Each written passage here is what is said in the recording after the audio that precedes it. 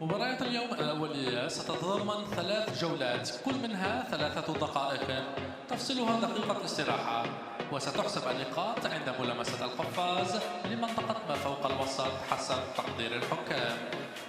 Tonight's semi-final bouts will feature 3 rounds of 3 minutes, and boxers will be given 1 minute of rest between each round. Points will be awarded for contact made with the glove above the waist at the discretion of the judges.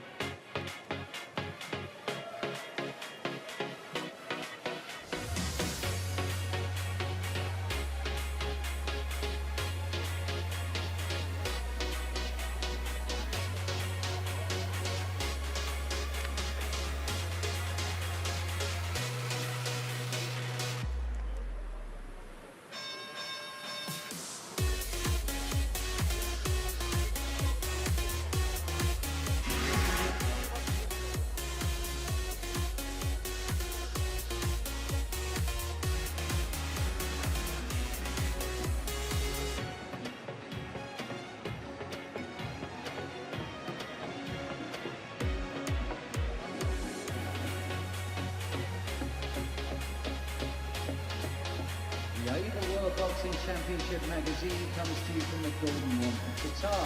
Wrestling session certainly turned up the heat in Doha. Business end of the competition now approaches. Coveted quarter-final places were up for grabs, and big name fighters had to cool under pressure and in the heat of battle, producing some bouts of the championship so far. Ukraine's Timur Belyak dug deep to repel Japan's Daisuke Naramatsu with 60 kg. While there was a stand-up showdown between Marcial and Spain Sissoko.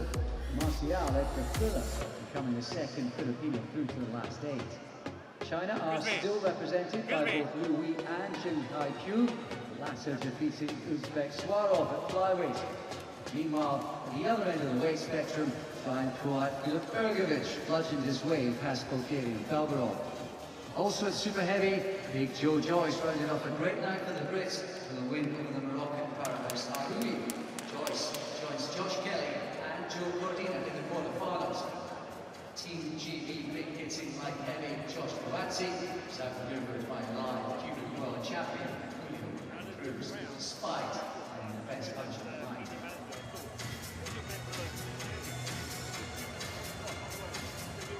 More action from today's preliminary sessions in a moment, but first, another big story in Doha saw the arrival of top welterweight fighter Amir King Khan. The British star is here as a special guest of the organising committee, but also working for the BBC on the latter stages of the AIBA World Championships. You hired 23 places in Rio 2016.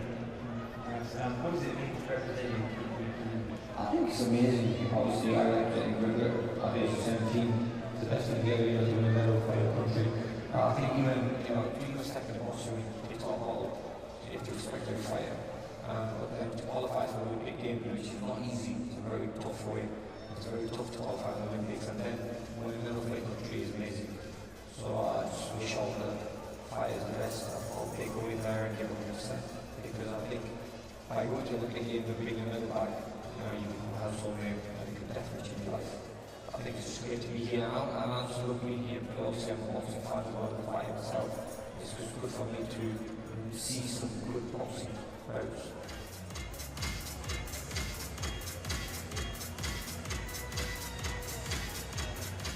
Great to see Khan in such good form in Qatar, and there was plenty for the champion to see on Saturday afternoon. More of that in a moment. If you've ever wondered what it's like before an AIBA fighter enters the ring, here's a glimpse behind the scenes in the dressing room of 60 kg lightweight Robson Donato, moments before his fight with Russian Adlan Abdurashidov on Friday. And more glimpses behind the scenes still to come throughout the championships.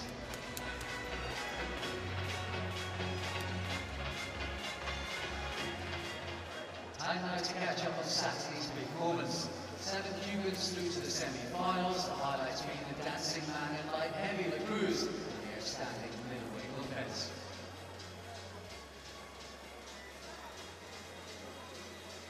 Ireland's star continues to shine.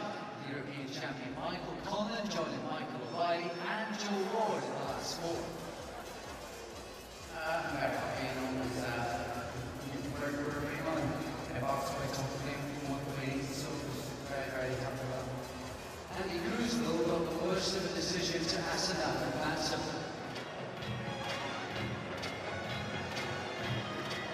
Shock of the day came at heavyweights. The second seed Vasily Levitt went home.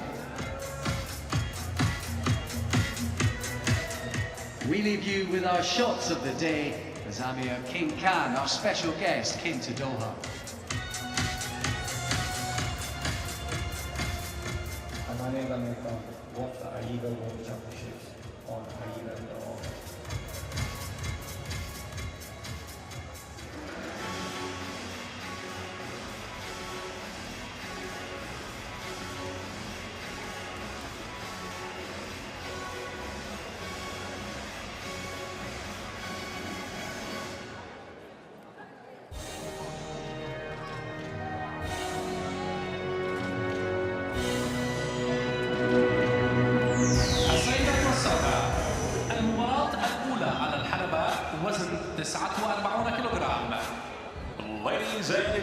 Fourth bout this evening later on in about 45 minutes time. First though, within the light flyweight division, it's the Philippines against Russia.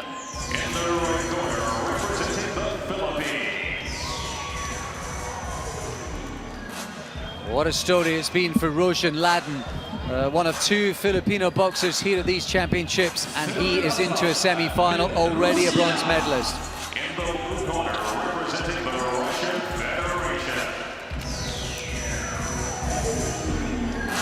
And here comes Vasily Igorov for Russia.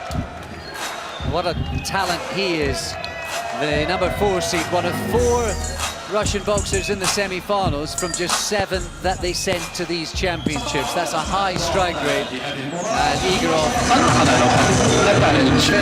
The judges are now displayed on the scoreboard. He's got a really busy style, Igorov. Ladin, though, I think has been one of the surprises of the tournament. He knocked out the Mexican number 1 seed on the day that Manny Pacquiao came to town. Yeah, Ladin surprised a couple of his opponents. Great performance in front of Manny Pacquiao. Definitely inspired him that day, and like I said yesterday, he reminded me a little bit of Manny Pacquiao in his lighter days when Pacquiao was a flyweight. So yeah, an exciting boxer and a joy to watch, and hopefully these 2 styles will gel and provide an entertaining bout again. Yes, 2 southpaw boxers. The Ranger, no doubt, is the Filipino. He's a little taller. He's got a bit more distance in his boxing, but Igorov is a determined, fast-punching, zippy little fighter. As you see their routes to the final. And Igorov beat Gankiag, the Mongolian top 20 boxer in the quarterfinals. And he took care of Harvey Horn, the silver medalist of the European Championships. And of course, that was a championship and a final that Igorov beat Horn in earlier on in the summer. So the reigning European champion up against the improving Filipino. And Ladin in the red, fast and immediately into the action. Straight across the ring there, Ladin. It will be potentially a battle of the southpaw jab, this one. The first thing you notice is Ladin is a little taller. The Russian Igorov is a buzzsaw of activity. He needs the work to be up closer. He will throw hundreds and hundreds of punches. And this is about that. If Ladin can keep him on the end of the jab, half the job will be done. Yeah, that's exactly the tactics that Ladden is going to try and employ, and using them sharp feet, stepping in and out of range after each combination of punches is thrown to avoid the attack, that, as you just seen then. And up close where they are is where Igorov wants it. He did land with a little cheeky left hook there as it got a bit scrappy. Ladden is happy to lead off. He's not waiting for Igorov to be the counter puncher. He's happy to be the one who's leading off. Sharp counter there from Ladden. So many punches being thrown by the Russian. He did land with a sort of overhand right hook there. Yeah, if he's throwing that many, one is sure to land. Ladden's the more controlled boxer. Igorov wants to turn it into a bit of a whirlwind scrap. The pair do have a common opponent, the Mexican #1, Joselito Velasquez, who was beaten in the second round by Ladden. He actually beat Igorov in the WSB. That was Igorov's only defeat in 5 in the latest series off the WSB. It's interesting, this one, Alex. Neither boxer seem willing to go on the back foot. It's a constant battle for the centre of the ring, and that's where most of the action's happening. 30 seconds to go in the first. When it gets scrappy, it definitely seems to suit Igorov, who just throws hundreds of punches in flashes, somewhat untidily. Landed a good left hand there, Igorov. So he has had some success so far. Ladden starting the better. The key, if Ladden can use his footwork. His footwork is one of his best strengths. Obviously, he throws a lot of punches and he throws them with reasonable power as well, it seems, but it's when he steps in and out of range, he phases the attacks, 2-phase attacks, and that's his strength. Well, this might be one of those rounds. You know, what did you prefer? The busyness, the flurries of Igorov, or maybe the more composed shot picking from Ladden?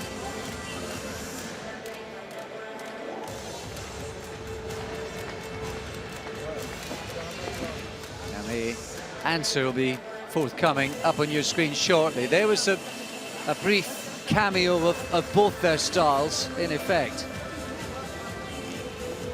I thought Ladden did the cleaner work, but from the off, yeah. Then Igorov had some success in the second half, but like we've said, every time we've watched one of these contests at the lighter weights, there's that much going on.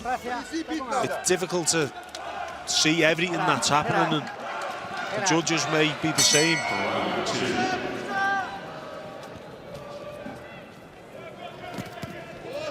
Here we go then, into the second round. Rojan Ladden, the Filipino. A little sharper at the start of this round, accurate too. Nice work from Ladden. Them feet every time, just stepping out of range. And as Igorov's advancing, he's landing the counters. Both of these boxers, national champions in their homeland. Ladden's had a really good start to the year, winning both the Asiana Confederations Championship and indeed the Asian Games as well.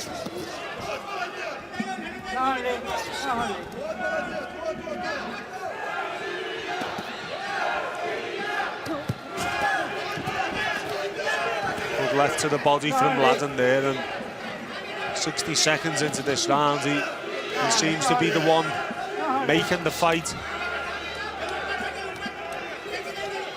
He could just keep that distance between himself and Igorov. Yeah, the Russian coach is living every moment of it. Big punch that from Igorov up close. Yeah, he done well to land that, because he initially fell over his front foot, but he recovered and landed the left hand.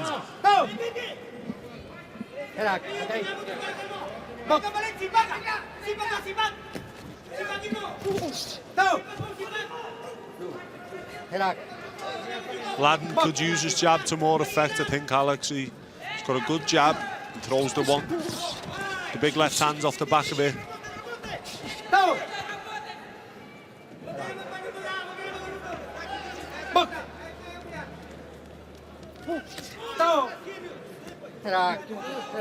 Again, you can see just a bit scrappy up close. Igorov trying to bridge the distance between the pair of them. Ladden trying to keep it at arm's length.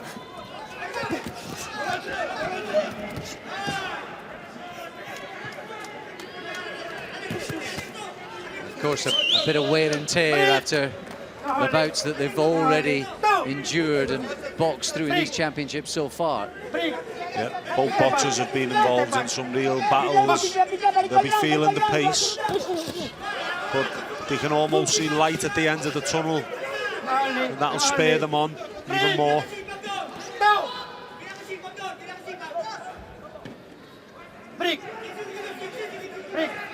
Been another bit of a scrappy round, but Ladden, for me, doing the better work on more than one occasion. This is what Igorov does. Incessant pressure. He's a constant nuisance. How will the judge score that one?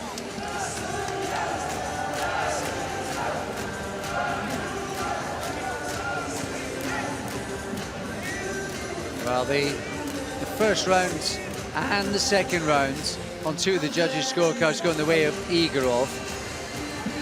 Tighter on the scorecard of Judge C. So Igorov's busy style seems to have given him control of the bout.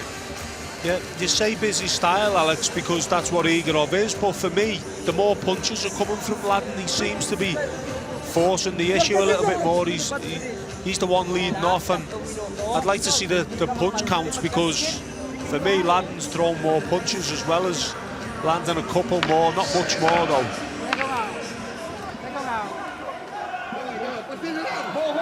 I think Ladden's fighting Igorov's fight.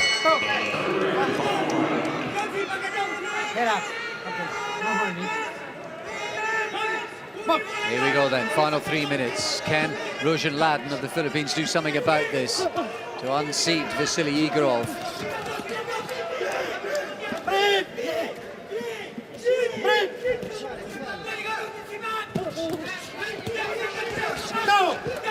Remember, not only the opportunity to win a gold or a silver medal in a World Championships, but an automatic route and ticket to Rio in 2016 at the Summer Olympics, courtesy of a win in this bout.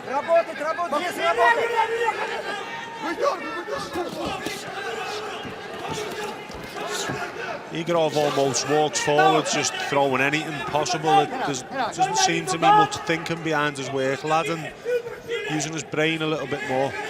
I think Ladden's the stylist. Ladden's perhaps the more technical, arguably more talented boxer.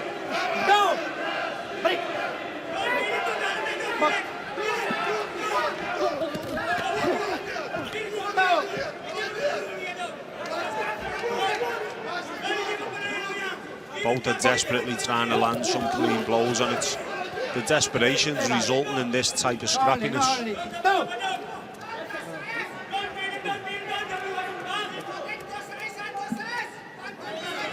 Inside the final minute and a half.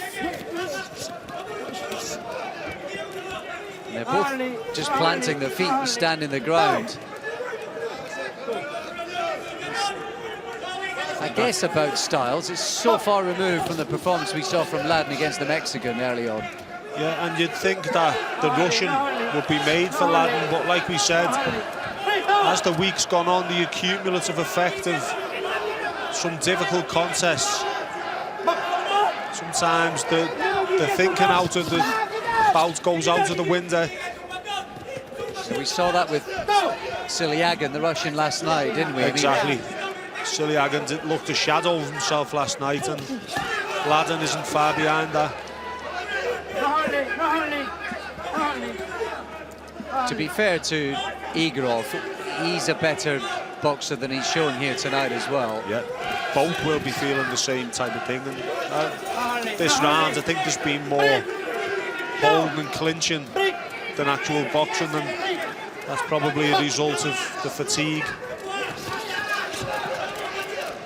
Igorov always latching his chin onto the chest of Ladden. Makes it so difficult to score a round like that as well. It's one of these bouts.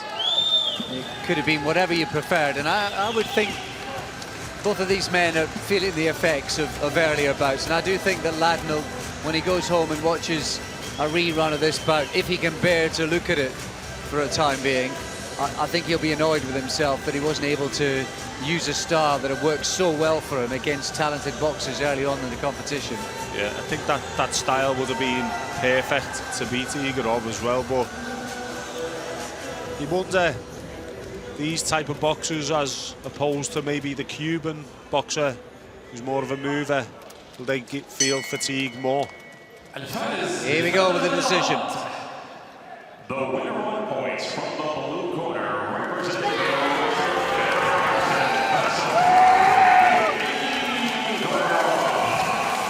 Ladden is disappointed.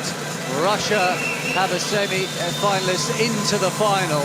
It's gold or silver for the talented Russian Igorov, and he's on his way to Rio next summer.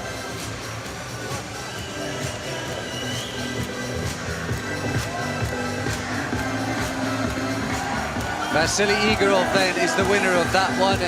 You can understand why Ladden's disappointed. It's a difficult bout to score.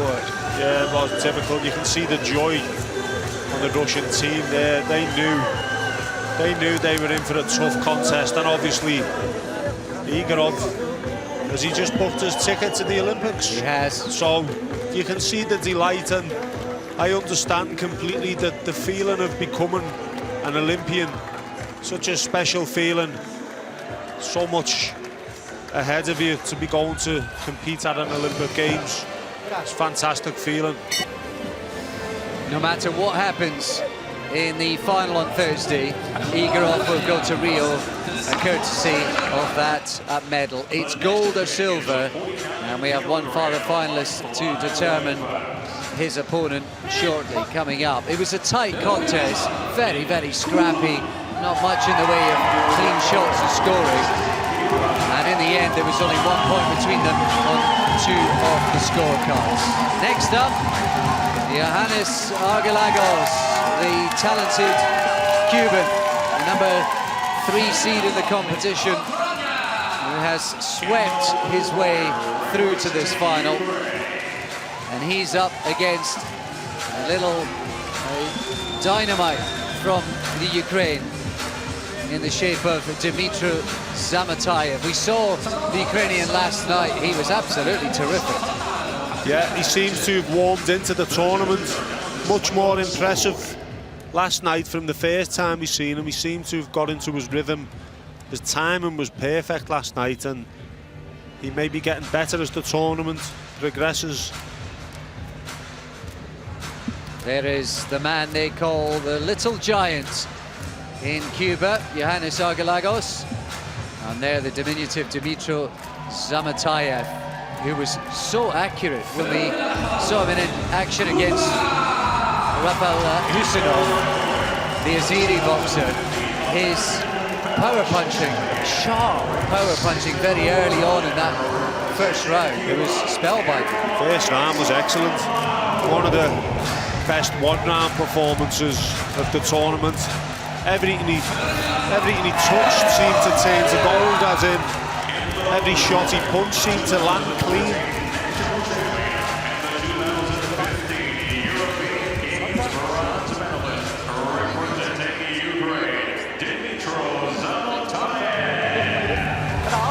Here we go then, Cuba against the Ukraine. Argelagos versus Zamatayev. This should be intriguing.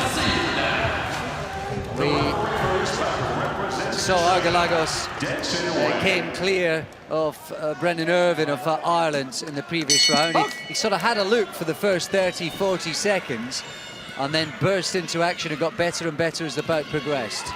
Yeah, he knows how to go forward, Argelagos. He can fight on the front foot, but he won't have to go looking for Zamatayev, we know that. Zamatayev's accuracy was the key to his performance in the early part of his quarter-final bout. Already he's been beaten to the punch, though.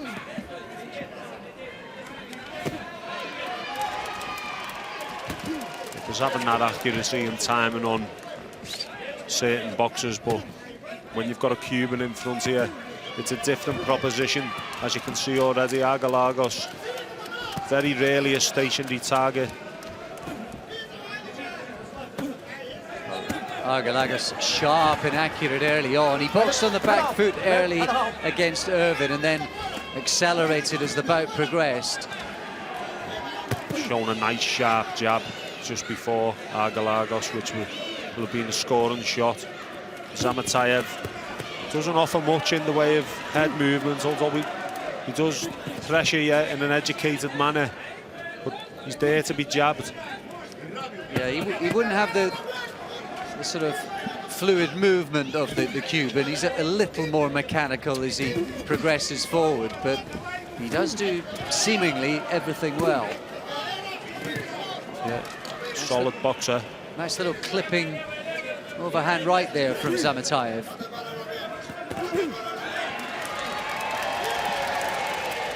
Big Cuban contingent have been here throughout the championships in the stands. And those Cuban flags over the stand and the railings, and they've been making plenty of noise as you saw them welcome Argalagos to the ring. Better from Zamatayev, getting the right hand and the left hook off. Yeah, that follow-up punch was a cracker from the Ukrainian. He's warming into it now as we head inside the final minute of the first round. Just the type of boxer that most Cubans enjoy competing against. Someone who comes forward and are there to be hit. But Zamatayev has got his own arsenal. And he's definitely starting to warm up now.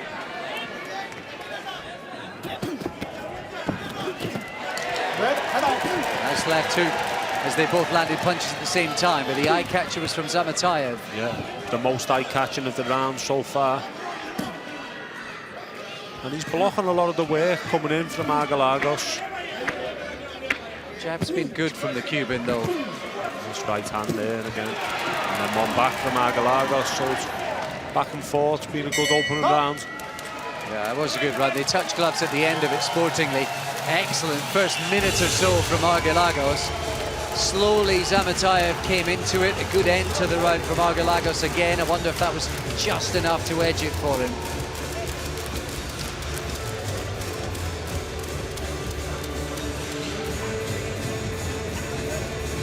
Well, that was a high-quality round of boxing. Judges preferred the work of Argalagos, and I think on balance that's probably fair. Yeah, I'd agree with that. Argalagos boxing well on the back foot.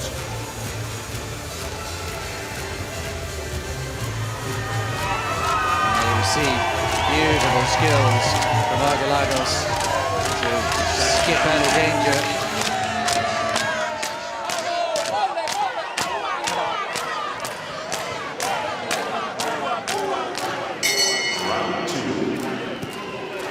Vociferous Cuban support as we move into the second. Johannes Argalagos in the red, Dmitry Zamatayev in the blue.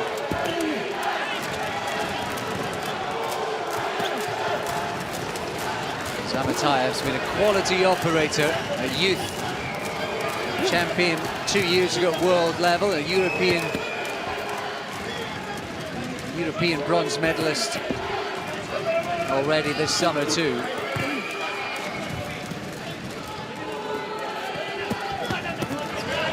Good from Zamatayev. He's cutting the ring off reasonably well. Not just following Argalagos around the ring. But Argalagos' footwork is exceptional, so at times Zamatayev has been chasing shadows. Yeah, every time Zamatayev gets close and gets set, the Cuban's either first to the punch or out of distance again. Lovely skills there from Argalagos. I think we're seeing a better Argalagos today because he's got someone there in front of him. He hasn't had to go looking for Zamatayev. He's just landed a good right hand while Argalagos was stationary on the ropes. Ukrainian's developed into an excellent little fighter. This is the 15th tournament from the last 18 where he's got himself into the medals. It's an exceptional record. Good jab again there from Argalagos. It really is great to see some of these boxers using a solid jab. Argalagos himself with 2 golds and 2 silvers already in 2015. He's definitely got a bronze. It looks like he's on his way to silver or gold. And I tell you what, on this sort of form, it's going to take an outstanding performer to beat him to the top. Yeah, definitely going to take something special to beat Argalagos. Zamatayev is definitely no slouch. He's had some fantastic wins. He knows how to box, how to pressure. Just can't quite get this slippery customer under control. Every time he closes in near him, he's gone again.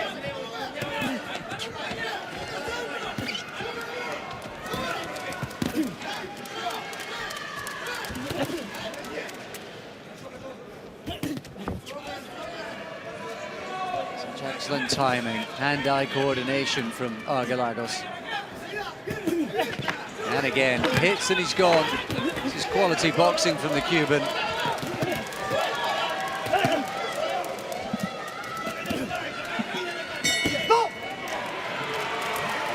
That was harder work for Zamatayev in that round. The gap between them literally has just increased.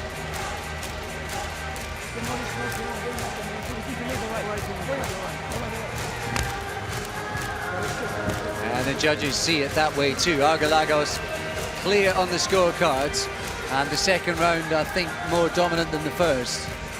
Yeah, warmed into the task as the rounds are going on. Again, Argalagos, he done the same yesterday. And he'll be enjoying this. It's a perfect opponent to show his talents. He doesn't have to go chasing anyone down the ring. It's there in front of him to do his work. Well, Argalagos is one of 7 Cubans left in at the semi-final stage. Incredibly, Zamatayev are one of only 2 Ukrainians from 9 that entered the competition. It looks like they may well be down to 1, unless this little dynamo can find something special in the final round. Yeah, Argalagos' defence is really good as well. Zamatayev is an accurate puncher with good time, and yet Argalagos is managing to thwart that.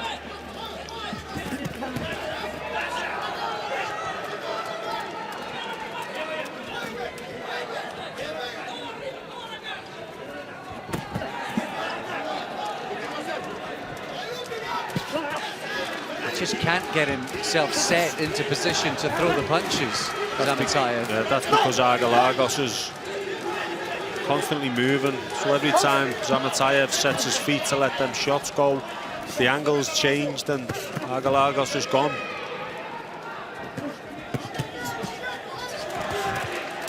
Now and then Argalagos is happy to stand and just tuck up and fire his own shots back. It just goes to show you how sort of speed and timing and a boxing brain can be crucial alongside the movement. He's smaller than most of the boxers he's been up against so far in this tournament, and yes, it just doesn't make any difference at all. No, not at all. You could bet your bottoms all of that. Zamatayev is more of a physically stronger man than Argalagos, but the skill and the speed is with the Cuban. Good left hook there. He's not had everything all his own way throughout his career. He did lose in the final of the WSB on a good run for the Cuban team. And now they're going scrapping toe-to-toe. The fans are loving it.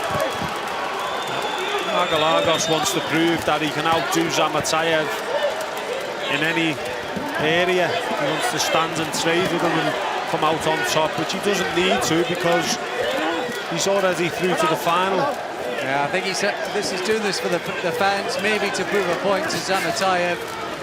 He was enjoying himself early on in the round. I think, strangely, he's enjoying this too. Yeah, he just loves to fight, this little fella. And there's a flick round the back of the head from Zamatayev, not intentionally. And closing seconds of what has been a bit of a masterclass from Argalagos.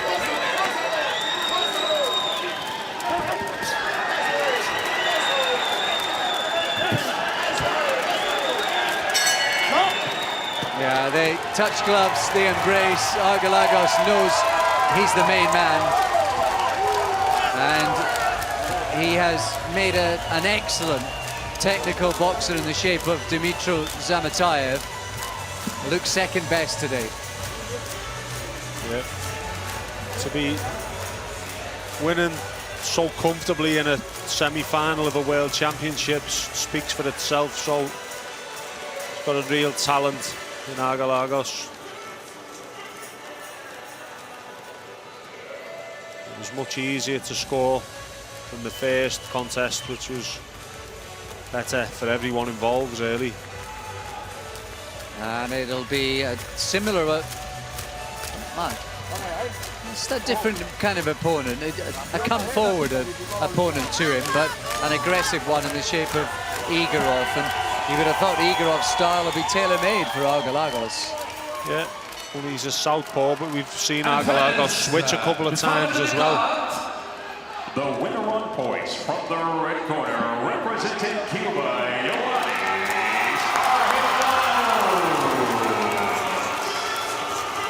Cuba have their first World Championship finalist through to Thursday's big event. Johannes Argalagos is also on his way to Rio.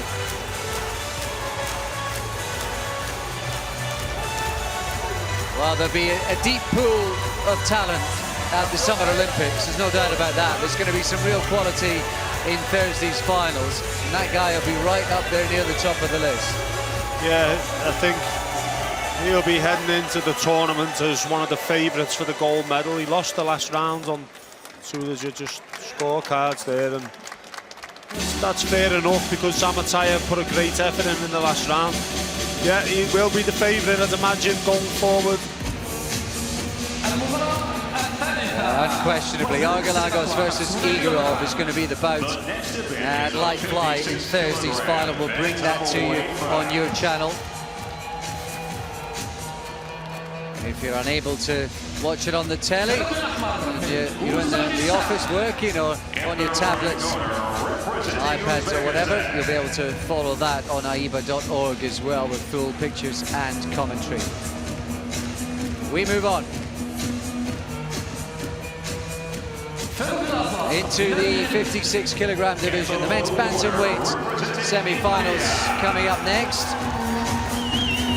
And it's Murodjon Akhmadaliev, the Uzbek boxer, up against Shiva Thapa, quality Indian boxer inside the top 10. He's rated 7.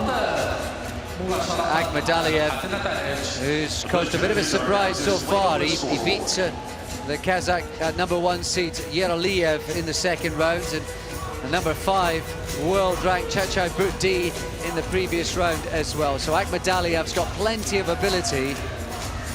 Thapa, David, scored one of the highlight knockouts of the championship so far with a wonderful left hook earlier on in the competition. Yeah, it was a fantastic shot, and he's in the opposite corner as my favourite boxer of all the little men. Akhmadaliev, absolutely fantastic to watch. As long as he's got the right opponent in front of him, I think hopefully Thapa will be the opponent whose style will gel. And the 2015 Asian Confederation silver medalist, representing Uzbekistan, Murodjon Akhmadaliev.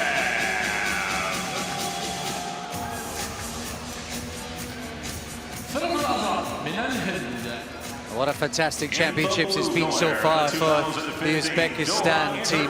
They came here with 9 boxers, 6 of them through to the semi-finals. A fantastic return, and you're going to see some quality operators from that country throughout the evening. Great return, 6 out of 9.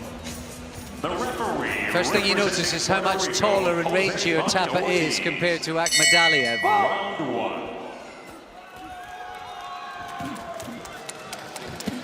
Seeing Akhmadaliev is really aggressive, come forward puncher. See that left hand landing there. Tapa will have to be switched on throughout this one. You see, Tapa would prefer to box at range. Akhmadaliev wants things up close, where he's powerful, throws strong shots and throws plenty of them. Good work from Tapa there, landing 3 clean shots on Akhmadaliev. But he's getting his shots off early in this one. And this is a rerun of the Asia Confederation Championship bouts. Akhmadaliev got the silver medal in that one, bronze for Tapa. Akhmadaliev beat Tapa to get to the final.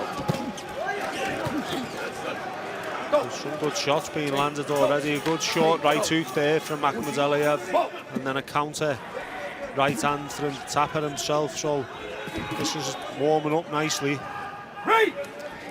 Jamie Conlon, Michael Conlon, I should say. His brother Jamie's birthday today. More on that later. He's in the other half of the draw. He's in the other semi-final. He actually beat Tapa in the Commonwealth Games in the very first round last summer in Glasgow. Quite a few of these know each other very, very well in this division. Yeah, there's so many great opportunities to compete in tournaments these days. They're bound to come across each other once or twice. And Akhmadaliev's really carried his strength up through the divisions. He started winning national youth and junior tournaments at light fly, since progressed all the way up to bantam, and he's won a couple of national titles back home in his native Uzbekistan. Now he is up here at 56 kg.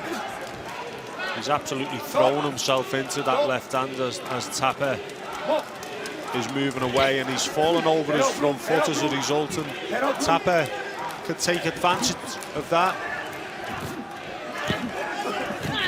Big left hand there from Tapa. That was the punch that did for Hamu in the earlier round, the second round.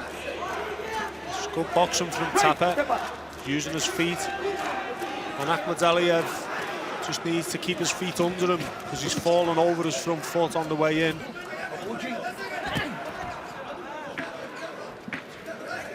He's so determined to put pressure on Tapa. He's slightly neglecting some of his boxing here. A flurry of punches from Akhmadaliev. There was a beautiful counter in there from Tapa again with that measured left hook. Wonder how the judges saw that first one. Depends what the judges prefer.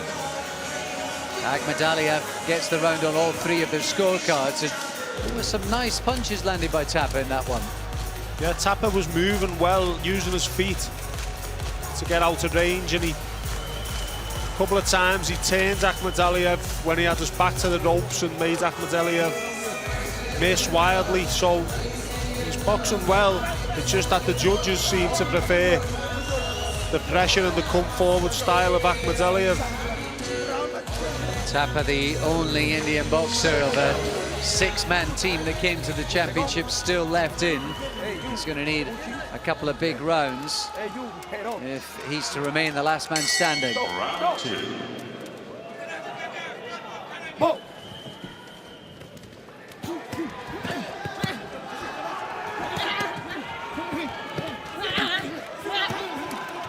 It looks as though Tapa's decided that he's going to have to throw it all in.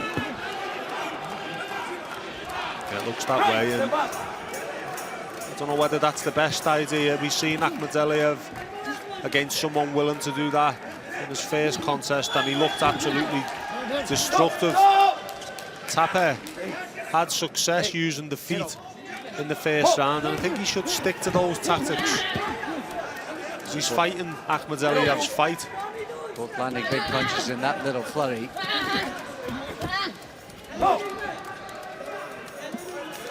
Holding.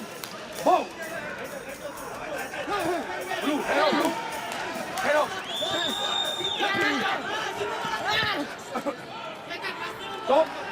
And there is plenty of sort of warning of the boxers to keep their heads up. That's very much part of the new AIBA Heads Up campaign. With head guards no longer in operation, I'm going to create a culture whereby boxers boxing as safely as they possibly can, and cuts are reduced by as much as they can.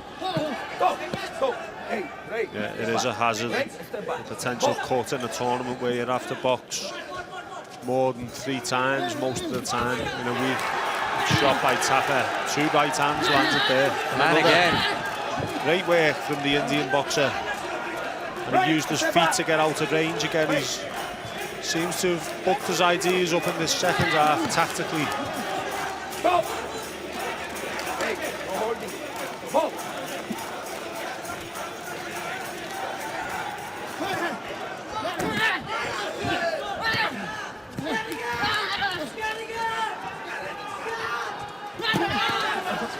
Again, the pressure coming from Ahmed Aliyev. Does he have Tapper's number, just as he did earlier on this year? It's easier said than done, but I think for Tapper, a jab and then 1 step back, and as Ahmed Aliyev's advancing, he could land the right hand, and seems happy to stand and trade a little bit more in this round. He's tried, I think he's tried both options in the first 2 rounds. And he did have success at the early part with, I think some of those right hands were working well for him.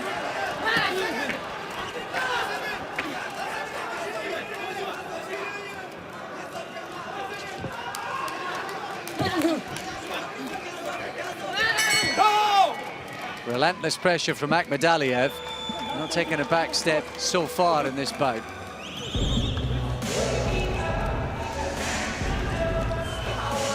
Well, some of the eye-catching punches at the start of the round came from Tapper, but all the pressure was coming from Ahmed Aliyev.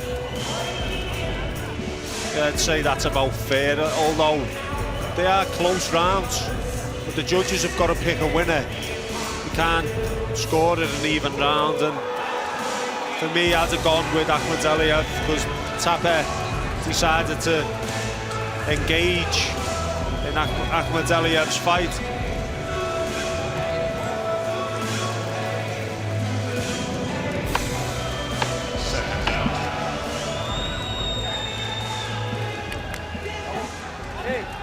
So Ahmed Aliyev very much in control of his own destiny here.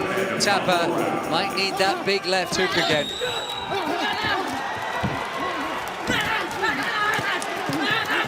Oh, and here we go. Fantastic action.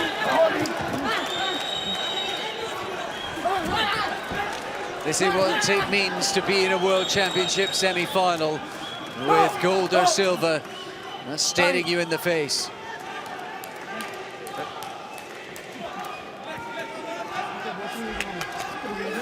I think some of the tape around the glove of Ahmed Aliyev coming loose. What a shame. I think they'll just start off where they've just left off because there's so much at stake now in this last round. The place in the Olympics and obviously the place in the final. Got to hand it to Tapper though. He's willing to fight any way possible to get the victory, but Ahmed Aliyev just seems to have a tiny bit more, but there's not much in it. Tapper's come out this round as if he knows he's behind and he needs something special. Yes, that's a great right hand. A massive right hand from Tapper. Can he pull something special out of the bag, the Indian? That was a fantastic shot, but Ahmed Aliyev took it brilliantly and fired back as soon as he found his footing again. Hey, you holding ball. And here goes Tapa again. He's got a minute and a half to find a minor miracle. Right, step up.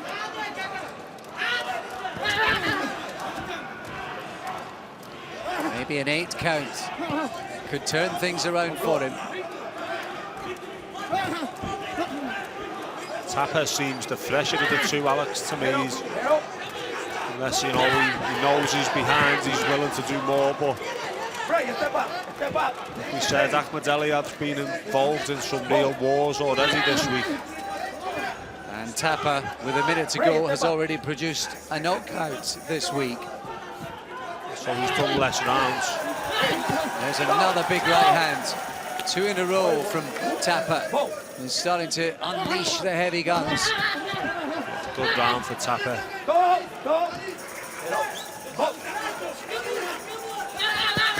I must admit, I thought boxing would be the way for Tapa, that perhaps he could use his sort of height and reach.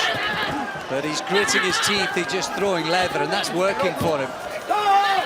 Fantastic work again from both boxers in the centre of the ring. Both just literally throwing everything they've got, putting their heads down, throwing as many punches as possible in the hope one lands. But it's been a terrific effort from Tapa this round. It really has. Is it too little, too late? Closing seconds of the third. Another big right hand from Tapa. Great round for Tapa for me, this.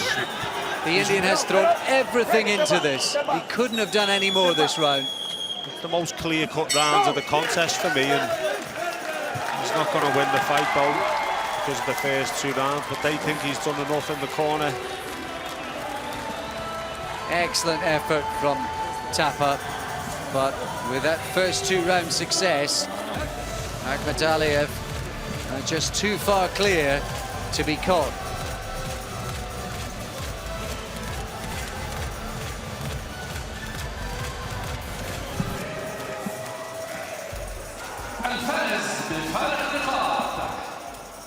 The winner on points from the red corner, representing Uzbekistan,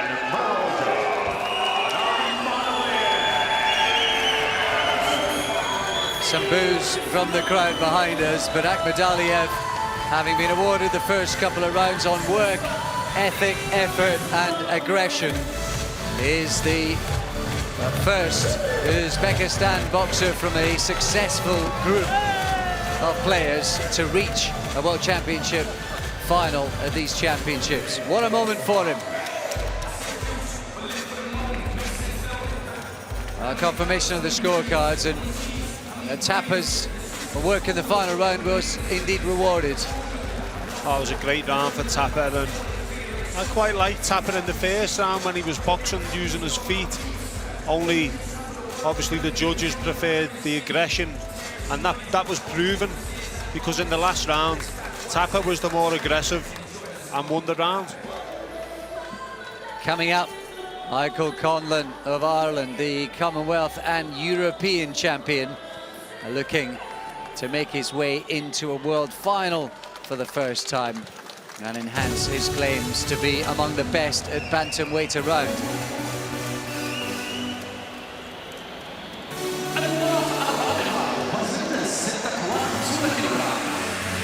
The next event is a 56-kilogram bantamweight bout.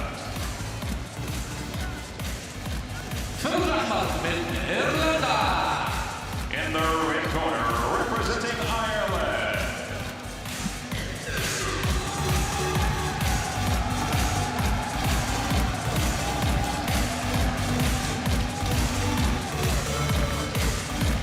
Here we go then, Ireland's Michael Conlon in action, progressing as far as he has done in a World Championship at any stage in his career.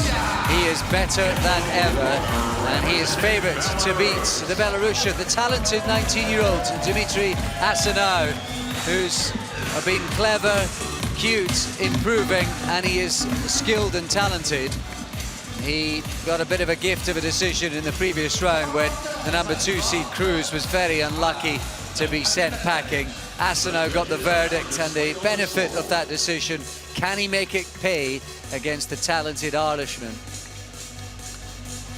Conlon against Asano coming up. Interesting one, but Conlon's movement and current rich vein of form and make him favourite for it.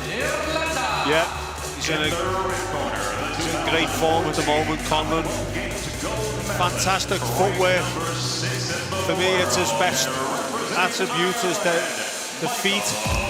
Asano is also good on his feet, and I can see this one being a real boxing match. Both boxers trying to draw mistakes out of the other, so it's going to be an interesting one. Yes, two highly skilled operators in there. Conlon, I think, has got the better variety, and I think he's got the better feet too. But Asano is a talented young man, and he is making giant strides at national level. He's already won 3 of the 5 tournaments that he's entered this year, including a senior national event, and that at the tender age of 19. He's some 4 years younger than Conlon, who has been to World Championships, European Championships and Olympic Games, of course, where 3 years ago at London 2012 he managed to bag himself a bronze medal.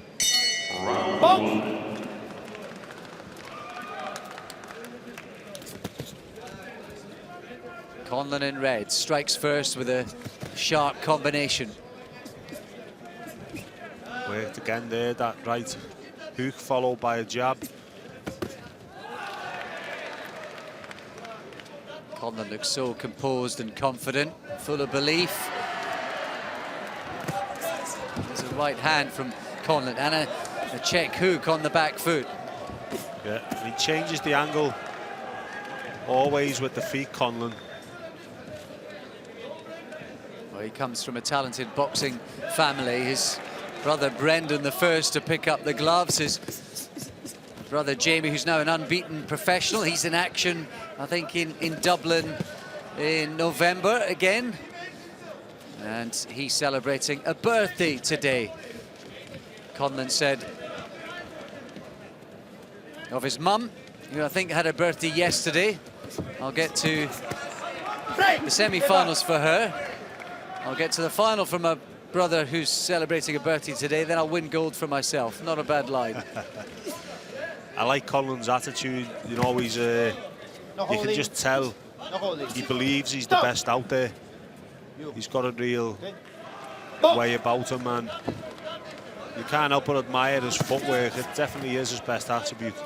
And making Asano miss with it again there. And you and I have seen Asano. It was a nice reaching body shot there from Asano. We've seen plenty of them. We've covered just about every one of the Belarusians about, and we both like him a great deal. The fact that he's been made to miss tells you, I think, something about Conlon and the level he's operating at right now. Definitely. And Conlon's having success with that combination. He's just thrown there again. It's like a right hook around the side followed by a jab. He's just making Asano think that little bit more and opening him up.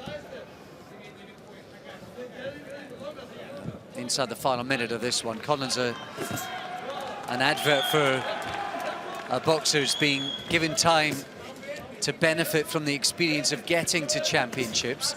Was it 4 years ago that he lose by a point to Andrew Selby? And although he hasn't necessarily not looked back, he's just gained from experience, and he's got better and better and better. Yeah, and that's a natural progression for a talented boxer. You know, the more experience he gains, good right hand from Asano in the corner there. The more experience he gains, the better he'll become. He's more comfortable performing at this type of level. Closing seconds of the first, the better boxing, and more clean shots coming from the Irishman.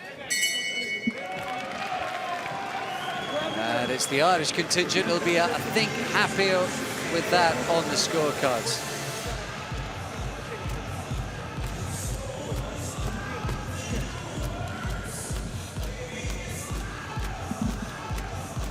And all the judges enjoyed the work of Conlon, and I think that's a fair assessment of what happened in the opening round. Yeah, good to see. the judges seen the same as what we've seen. There's that combination Conlon's looking for. Just 2 shots. Just that right hook, making Asenau open his guard, and then the jabs coming through the middle, and that scored well for him in that round. Taking the advice from Billy Walsh in the corner.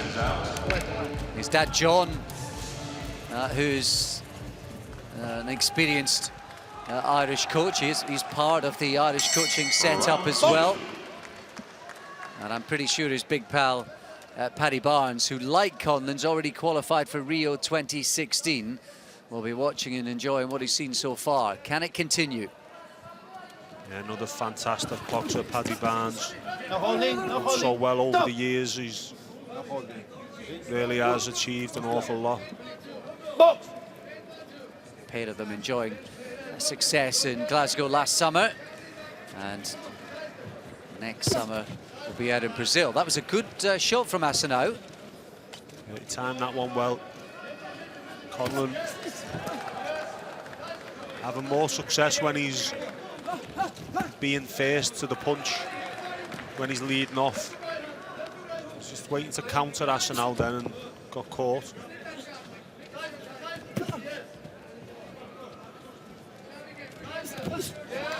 Oh, good jab to the body, and that sent Asenau spiraling backwards onto his feet and against the ropes.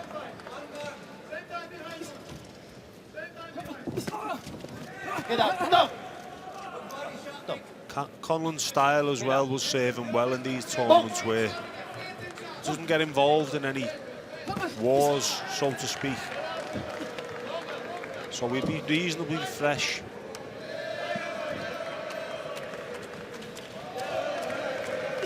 Oh, great work. He made Asenau miss with that right hand when he switched to southpaw and fired his own left hand. Scored. Conlon going to Rio courtesy of those 5 victories in the WSB, including each of his last 3. He went from sort of struggling in around about 4th at bantamweight in the WSB to suddenly up to 2nd in a matter of wins. Those 3 on the bounce, 1 or 2 results went his way, and luck smiled on him, as well as his own excellent boxing, and he's just continued to get better, Conlon, as he walks onto a short right hand from Asenau.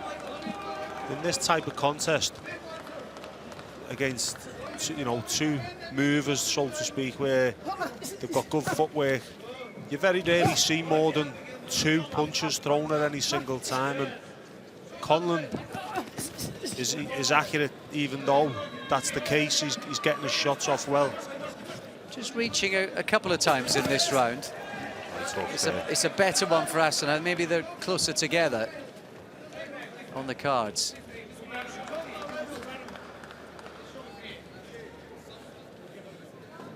Yeah, nice left hand again from Conlon. Still think he's done enough to take this one. Is Asenau committing less to make Conlon think in this round? Oh, I don't think he is. He's trying, but like I said, Conlon's footwork is exceptionally good. I think Asenau fancies himself in that round. Yeah, he's punched his chest on the way back, the Belarusian.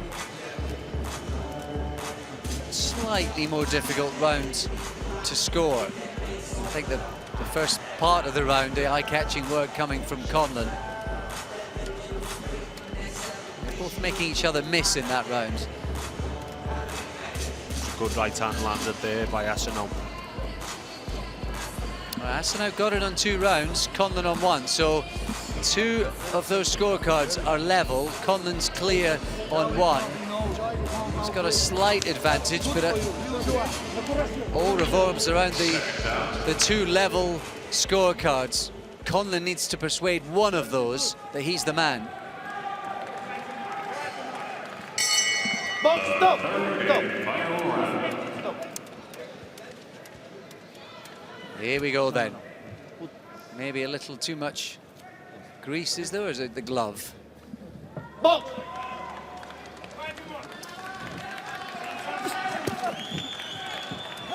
Conlon, one of 3 Irish boxers. Excellent performance from them from their pool of 7. Still in the competition and all bronze medalists, but they want more. Yeah, this is a great start to the round from Conlon. When he's getting the shots off first, when he's leading off, that's when he's getting the success, because his feet are out of distance when he's finished, and Asenau's punching shadows. Yeah, that's right. There you go. Nice shot on the combination as well. And Asenau hasn't landed a glove yet, and Conlon's probably landed 5 or 6 punches. Yeah, great start to the round. And again, and there's Conlon gone. 1 punch landed and away and gone. He's back to the tactics and the timing of the first round. No, stop. Box! And the fact that he wasn't able to do that in the second round, is that just credit to Asenau? Yeah, credit to Asenau, because he was the one leading off more, and it's just a bit more urgency in Conlon's work in this round. Halfway through the final round. Both boxers really having to be completely switched on. It's a real thinking contest. Yeah, very technical. 2 real talents in there, and you know, Asenau's only 19. There's going to be plenty more to come from him. Yeah, beautiful work in the corner from Conlon there. Spun out as he thrown the right hand. Get up.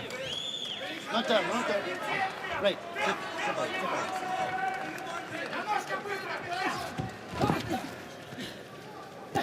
No, stop. Not turn, okay? Don't push. He was turned, Conlon, but the referee hadn't actually said break.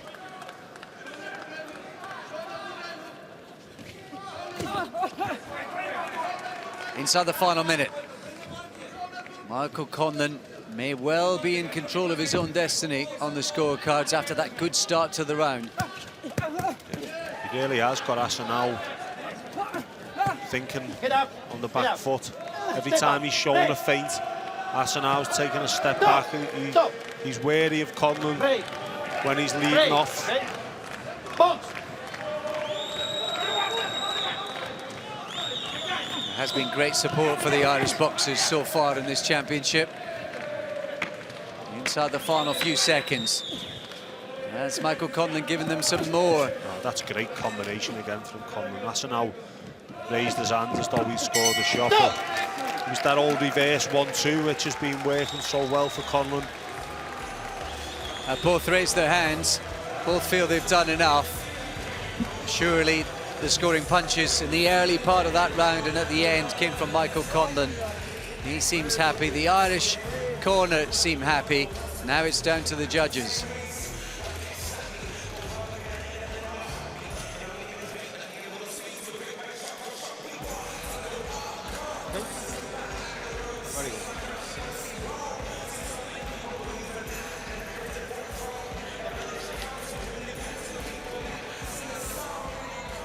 Again, the boxers embrace. Excellent sportsmanship as ever.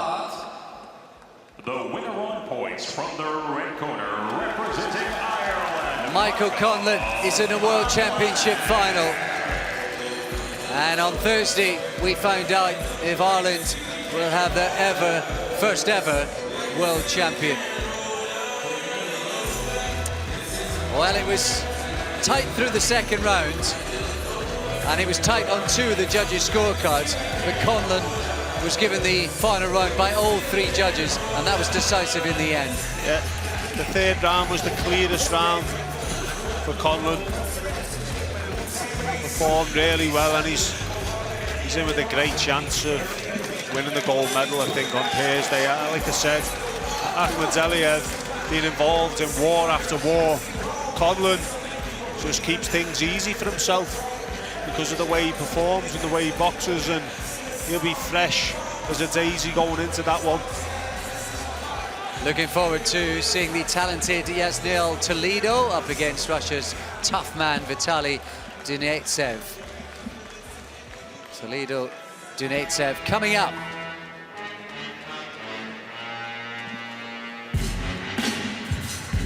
في المباراة الخامسة وزن 64 كيلوغرام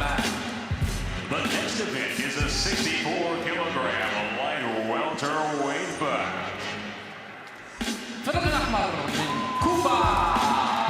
In the red corner, representing Cuba. Second Cuban in action tonight is the highly skilled and multi-talented Yasniel Toledo. He's already qualified for Rio, the man they call the Shadow, and he's looking to become the second Cuban to reach Thursday's final. He's up against Russia's Vitaly Dunetsev. Dunetsev, who's ranked just inside the top 20, but he's been upsetting boxers all the way through the championship so far. He edged out Britain's Pat McCormack in the second round. He took care of Sotomayor in the quarter-final. It'll be an even bigger scalp if he's able to overcome Toledo this evening. No doubt about where favouritism lies in this one. Toledo has looked a smart prospect and talent all championships. Yeah, he looked exceptional the first time I seen him, like many of the Cubans. Donetsev, it's the old rivalry, Cuba versus Russia, the number 1 and 2 countries in the world for so long. They always produce some cracking contests. To number 1 in the world and representing Cuba, Yasniel Toledo Lopez. Well, Toledo's got a phenomenal WSB record. He's won 7 of his 8 in this season and 12 of 15 in total. He has actually lost, though, to European opponents in finals of the WSB twice. Not once, but twice in the last 2 years. I wonder if that's a stylistic thing. I wonder if it's about pressure. Maybe something will tell itself in these rounds in this ring tonight. Could well be the case that 5 3-minute rounds in the WSB could have someone on his chest for the whole of the 5 rounds who eventually wears him down. But this is a 3-round contest, so may suit him a little bit better. It's a 4th World Championship for Yasniel Toledo at the age of 26. He's been to a quarter-final and he's been a silver medalist twice. He lost out to Lomachenko in 2011. No Lomachenko this time around. But in his way, Vitaly Dunetsev, a Russian and a southpaw.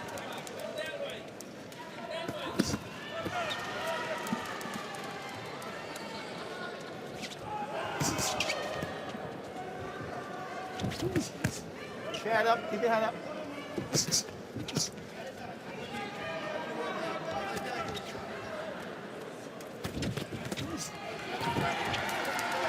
Fast hands from Toledo, but all but one of those punches missed. Yep. Both boxers have fast hands. Donetsev showed a glimmer before of his hand speed. Again, the shots missed, but you can see this one warming up nicely. 2 southpaws, and again, I like to see the southpaw use the jab against the fellow left-hander. Donetsev had a good bit of experience himself in the WSB. He won all but 1 of his 6 bouts, and he also won in a quarter-final. A good combination there from the Russian. Yeah, it was. Good work from Donetsev. Landed 3 clean shots then.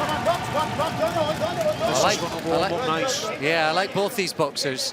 And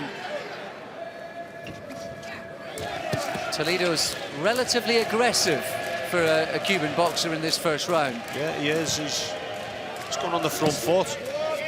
And you normally see them go on the back foot. Will that work for him? I don't know. Donetsev maybe in his tactics to let Toledo come on the front foot and look for the left-hand counter which he landed earlier. There's a real solid look about the Russian Donetsev, European champion. He edged out McCormack in that final, beat him again in the second round here in Doha. Good movement from Donetsev, following his combination of punches there. Good right hook as well. He's had a good first round, Donetsev. It was a good start from Toledo. He's trying to come back with the best of the final minute in this opening round.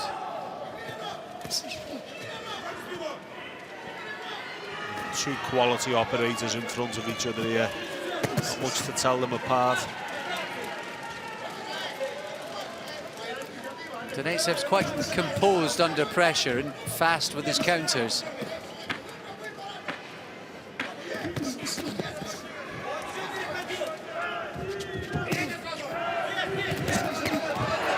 Both landing with hooks. There goes the bell. Excellent first round. How do you split them? Difficult one to score. Again, a good little flurry at the end then from Toledo.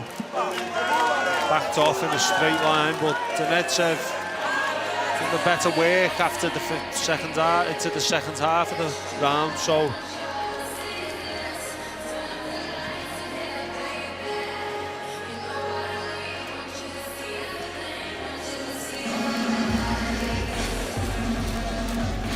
they both had their moments there. I was surprised actually how much Toledo was made to miss.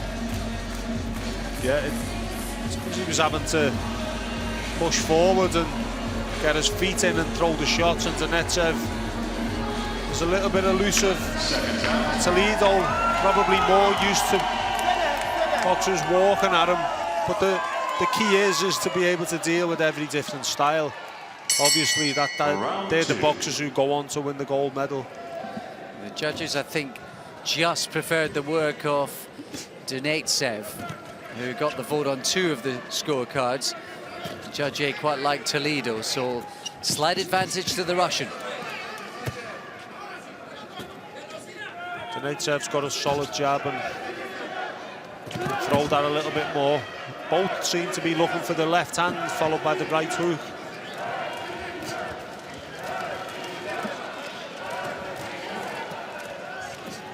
That's a jab from Toledo.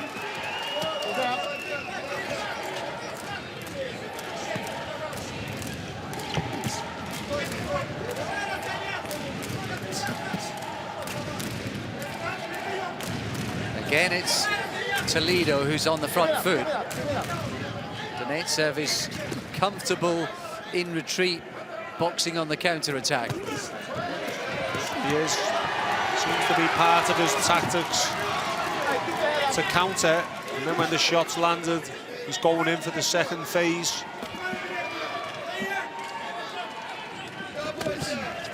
An excellent run of things through the Russian system at national level. Donatsev, he won a junior title, 2 youth titles, 3 under-22 titles, and a couple of national titles as well. Quite incredible. It's about 5 national titles in the space of about 3 or 4 years. Fantastic turnout.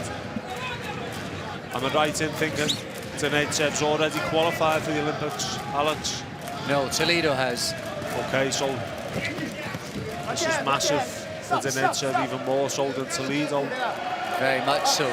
Very much so. Top three do get through from this division. So if you get to the final, you're going to Rio, and then whoever wins the bronze box-off, he's already got a bronze medal, but whoever wins the box-off between the 2 semi-final losers goes to Rio as well in this division. Okay.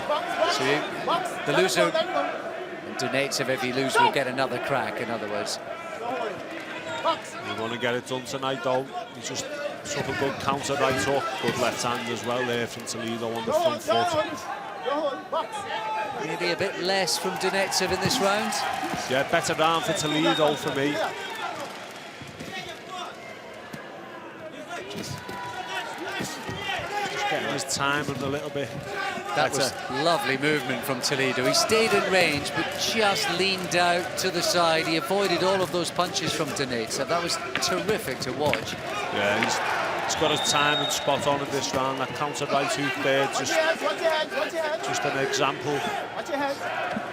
And he's staying sort of close to the line of fire, but just leaning far enough to avoid the punches before coming back. I thought that was terrific. Terrific boxing there from Toledo.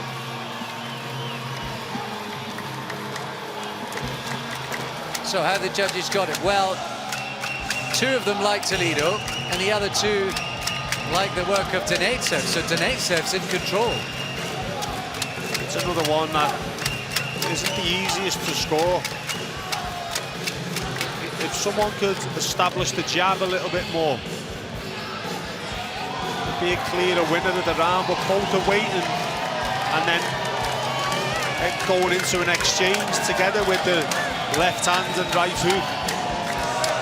And some are landing, some are scuffing. Difficult to tell, but I did think Toledo was the winner of that second round.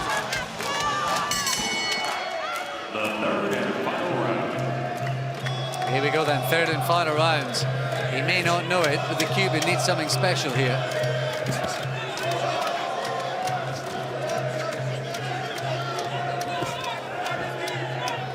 Jab from Donetsev and got himself out of range before any come back with the feet.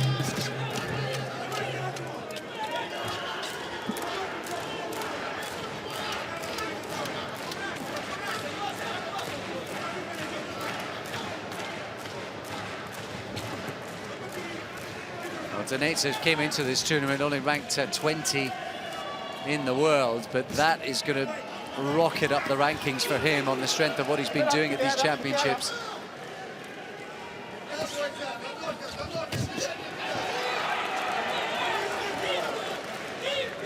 Good jab in there as well from the Russian.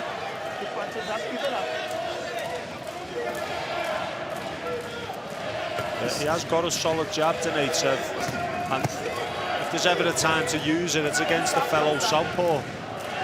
It's like I said, make the rounds a little bit more concise if someone could establish the jab. But both boxers at top level and they're cancelling each other out in a way. No doubt, this could have blessed the final quite easily. This is high-spec stuff inside the ring. That was a good right hook to the body from Donetsev as Toledo threw the left hand. He really dug it in into the ribs. A couple of body shots as well from the Cuban. He missed when he went back upstairs. There's some sharp work in there, both offensively and in defense. Yeah, it's good to watch. There's less than a minute to go. Big right hook there from Toledo.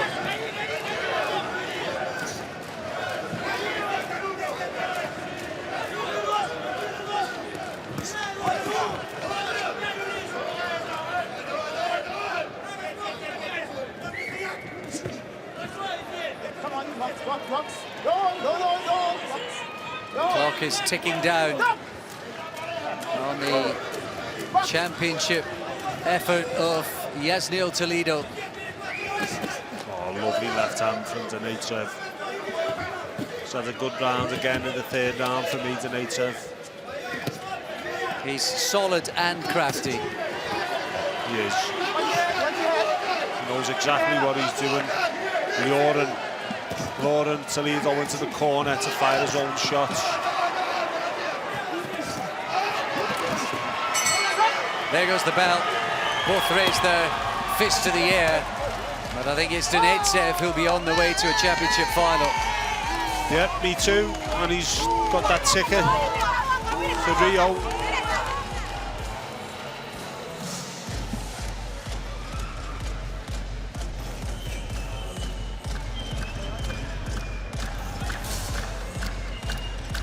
Well, Toledo's terrific to watch because he doesn't dance out of range, but Donetsev waiting, hoping. The winner on points from the blue corner, representing the Russian Federation, Vitaly Donetsev.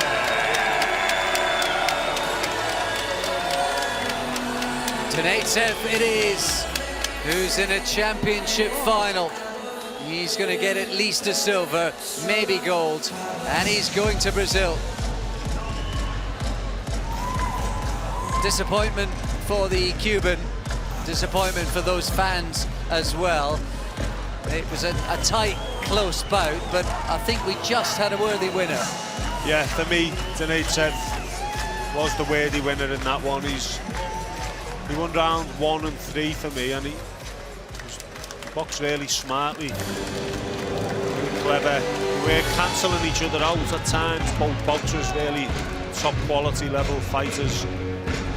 Alternative, one in for me. There we see it was only 1 point in it on 2 of the scorecards. Coming up next, Ibn Nazarov, another Uzbek warrior, up against Wuduchai Masuk, the Thai boxer. They have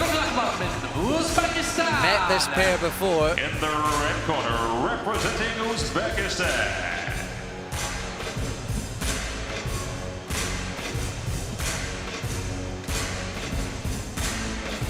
Well, Uzbekistan already have a finalist in the shape of Murodjon Akhmadaliev at bantamweight. In the blue corner, representing Fazludin Gibnazarov is up against Thailand's Wuduchai Masuk, who was somewhat sluggish when he appeared first in the second round against the Australian Biddle. But he was a different proposition entirely when we saw him up against Zaria in the quarterfinals. The judges are now displayed on the scoreboard. Has got a style which will cause anyone problems. He's got a really awkward southpaw style, moves his feet. He's got long arms, and he's got a bit of an unconventional way about him, but got a different proposition in front of him in Gabe Nazarov, who's going to he'll be trying to cut the ring off, make Masuk hold his feet, and then he can go into some exchanges. Really interesting bout this between two very, very different stylists. Masuk, quite rangy boxer, moves well. Gabe Nazarov launches left hands from all angles. He's a heavy puncher, and he is going to be hunting down Masuk. It's a repeat of the Asian Confederation Championship final. Masuk won that 3-0 convincingly over Gabe Nazarov, who's looking for revenge and compensation tonight. And what compensation it would be with a World Championship final spot up for grabs. The referee representing Ireland, Mickey Gallagher. Okay, gentlemen, watch your heads. Keep those heads up. Keep your punches up. No holding. Don't hit to the back of the neck. Shake hands. Good luck. Mickey Gallagher of Ireland, then the referee, with judges from Colombia, Canada, Great Britain, Argentina and Sweden. 3 of those have been predetermined before the start of this bout, and their scores will count unless Gabe Nazarov finds one of those big left hands, which he definitely has in his locker.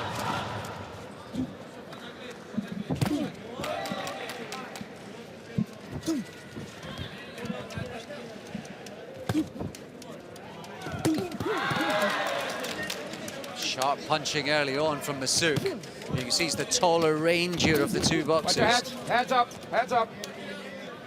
We know what Gabe Nazarov's going to be looking for. It's that left hand over the top, but he needs to do more than just look for the big shot. You know, there's no guarantee of knocking anyone out.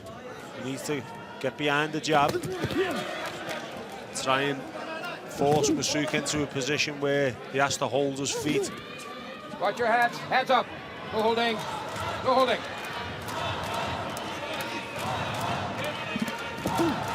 Third World Championship this is for Gabe Nazarov. He lost to Lomachenko 4 years ago. And then Keep the head up, okay? went out of the second round to a boxer from Kazakh 2 years ago. This is his third chance at it. He's already further than he's ever been before. Slightly mauling Masuk there, and the rougher the fight, the more it'll suit Gabe Nazarov. Yeah, Masuk can become ragged at times. He's had a good opener so far. He can become ragged at times. He doesn't want to be getting drawn into a war with Gabe Nazarov. Be careful your heads. No holding. Fourth World Championship for the Thai boxer. Never been further than the second round. He's already bested his previous. This a man who's in the Air Force back in Thailand, and in these championships he's certainly flying high. Yeah, he's using them long arms to good effect. He's landed some good straight punches. Just like I said, he is an awkward customer.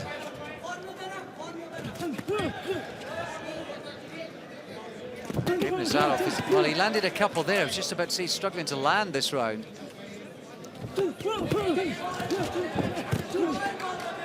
Nazarov landed a decent left hand, but good response from Masouk with the right hook. He's quite sort of wild with the left hand, Gabe Nazarov. It's quite a wide punch that he throws too. Holding. Step back. It is a wild punch, and if you miss with punches like that and it's fresh air, then it can take it out of you. It's better to land on the target, even if it's the gloves.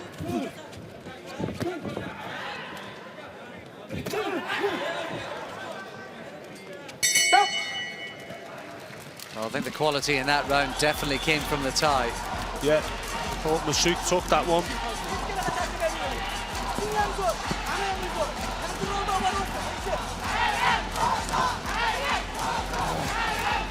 So there's plenty of support coming in for Masouk. But he'll need a bit of help because Gabe Nazarov sweeping the board with the judges' scorecards. Slight surprise.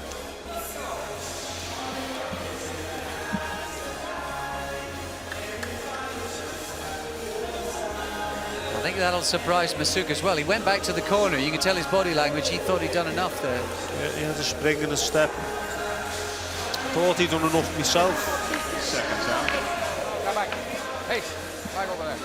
He starts thinking he's behind, and that's when he'll start walking onto Gabe Nazarov's big left hand. So we'll see what happens. Both of these boxers have won their national championship on 3 separate occasions.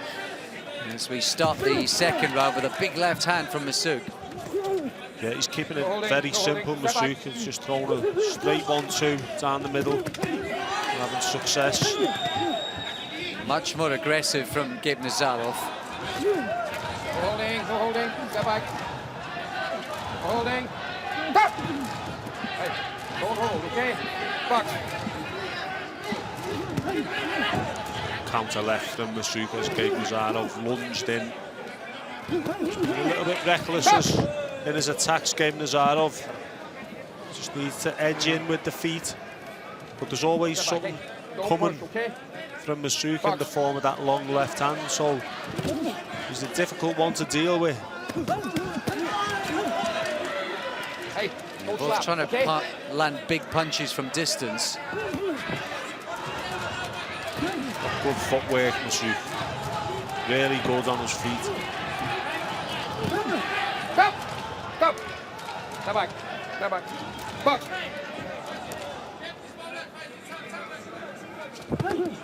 Punches up.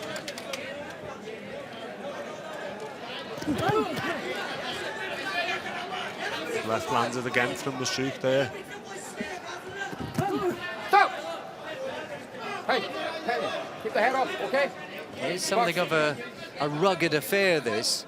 I think every time we've seen Masouk, this is how it's ended up, and I think it's a result of the frustration of his opponents. Because he is a frustrating boxer to compete against. Hey, good.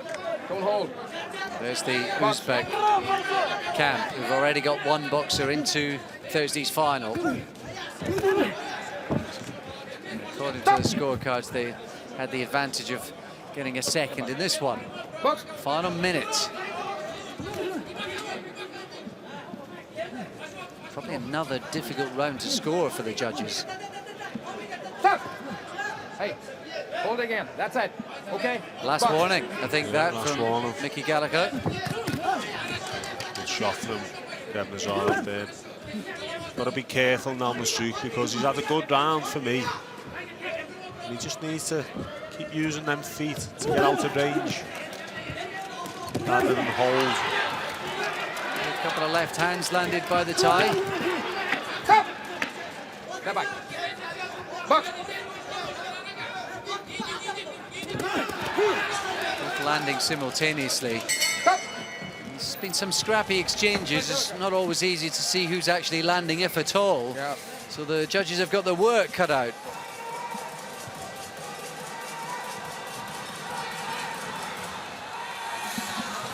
Now Gabe Nazarov again It's close, it's tight, it's very difficult to score this bout. I wouldn't have been surprised if they'd gone completely the other way. You could argue about it, debate it. Me too. Masouk, every contest we've watched of his has been like this, and it's entirely down to his style. I said when he was coming in, he is awkward and frustrating for the opponents.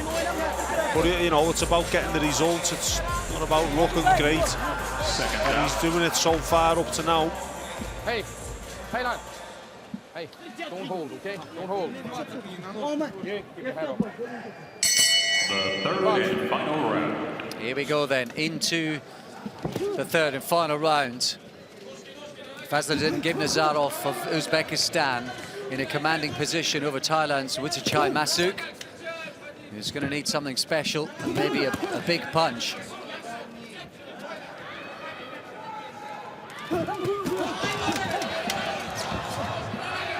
Is he gone looking for it? He's still smiling, the Thai. Probably no idea how the scorecards are unfolding.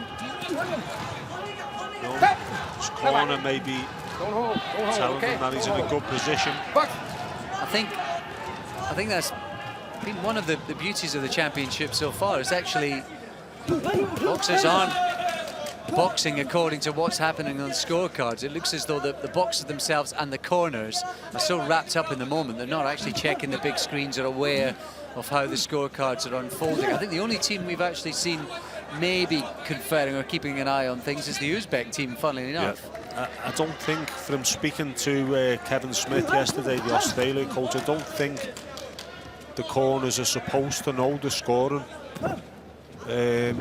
which means they don't know what's going on. They're just going off their own judgment, and it makes for better contests.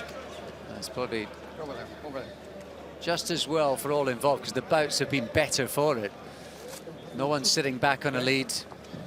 People are very much boxing in the moment and going for that victory. This is why we're seeing some shocked looks on faces when hands are being raised. And at this level, it's slender margins between boxers who are so closely matched.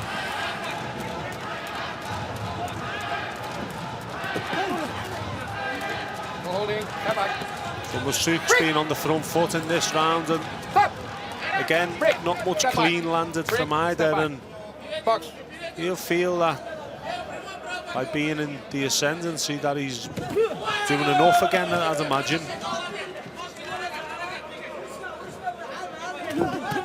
Inside the final minute then.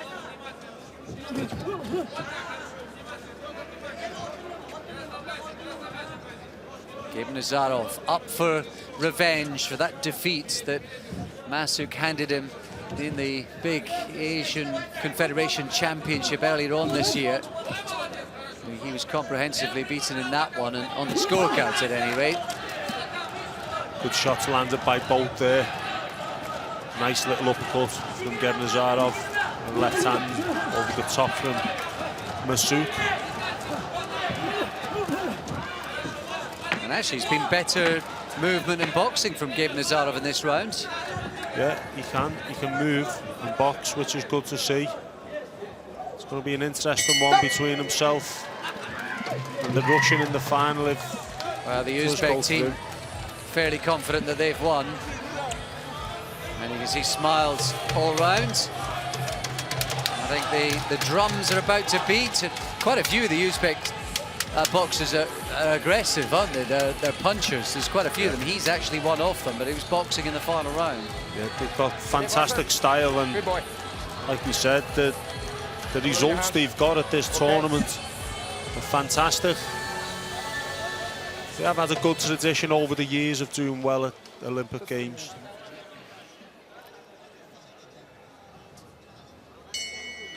الفائز بالنقاط. The winner on points from the red corner, representing Uzbekistan, Fazlidin Gibnazarov. Uzbekistan have a second boxer into the finals on Thursday. His name, Fazlidin Gibnazarov. Yeah, good luck. Well done, congratulations. Very sporting of Wutsachai Masuk to go across to his opponent and the referee. And you can see, I think it's a complete mirror reversal of the scorecards when they met in that championship in a final earlier on this year. Revenge for Gabe Navzarov. Yeah, he got the results where it's mattered most. He's booked his place, Rio. But there's a good little rivalry between those two there. How do you see Donetsov as a different proposition entirely? He's a much more solid proposition. He's interesting. He'd be favourite to win that. Yeah, I think he will. But I think the styles go. It'll make for a better fight. Masuk makes a habit of making fights difficult for his opponents. And we'll see the better performance for him, Gabe Navzarov, in the final, I think.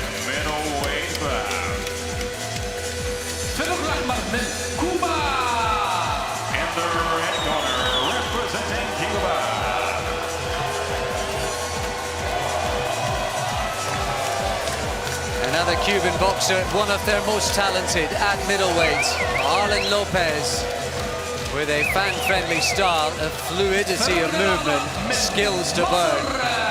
And it's a big test for Egypt's Hossam Abdin. Hossam Abdin in the blue, who's got a massive support here. The Egyptians to our right are making a huge din. Drums being beaten, flags out, cheering. And their man is going to get their full support. Fantastic stuff. The judges are now displayed on the scoreboard.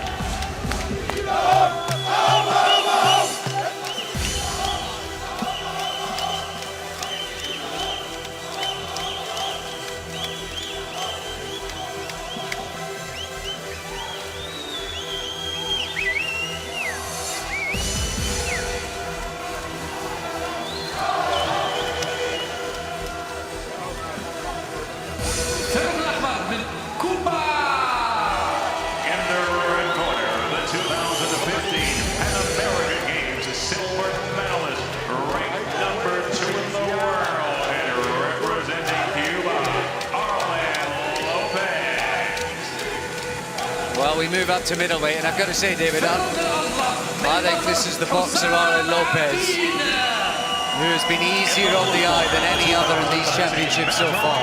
Yeah, really stood out for me. First time I've seen him in his opening bout, and out of all the Cubans, I'd have to say he was the most impressive for me. Very economical with his footwear. Excellent boxer. Looking forward to seeing him in action again. Yeah, he's very non-Cuban style. He stays in range. His shots just float through the combinations, just with the subtlest of movement of the shoulders and the hips. And everything just flows as it should. He's been terrific to watch up against the Egyptian Hossam Abdin, who has outperformed his ranking. He's just outside the top 20. Many thought he'd get this far, but he upset the number 4 ranked middleweight in the world, Vikas, the Indian.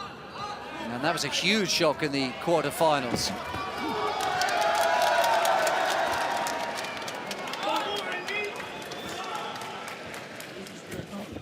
Yeah, like you just touched on then, Alex, Lopez is happy to defend while he's still in range. That's how comfortable he is with shots coming at him.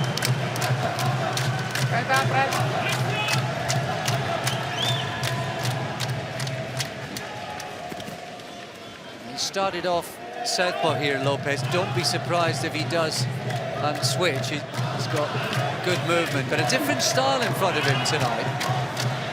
Yeah, he had an opponent just trying to walk him down when we first seen him, and that suited him down to the ground like it would with most Cubans, but switched to orthodox now to try and get the jab off. Yeah, I mean, he actually boxed, when we saw him earlier on in the championship, he did box mainly orthodox. So impressive how he transitions from orthodox into southpaw and back. He just does it so smoothly. Like Eruslandi Savon, he is from Guatemala. And already winning both the America's Confederation Championship and the Pan American Games earlier on this season. Nice left to the body from the southpaw stances. Really sharp, hard punches from Lopez. Yeah, good right southpaw jab as well. Abdin is sturdy. He's a solid opponent. He's been causing upsets all the way through the competition so far, and he did win the Africa Confederations Championship earlier on this season himself. He's got a bit of pro box experience too. Lopez fights at his own pace. He brings his opponent down to the pace that he wants to box at, and then steps it up when he wants to. I would like to see him with someone in front of him who's going to try and take him out of that comfort zone. Closing seconds of the first round then.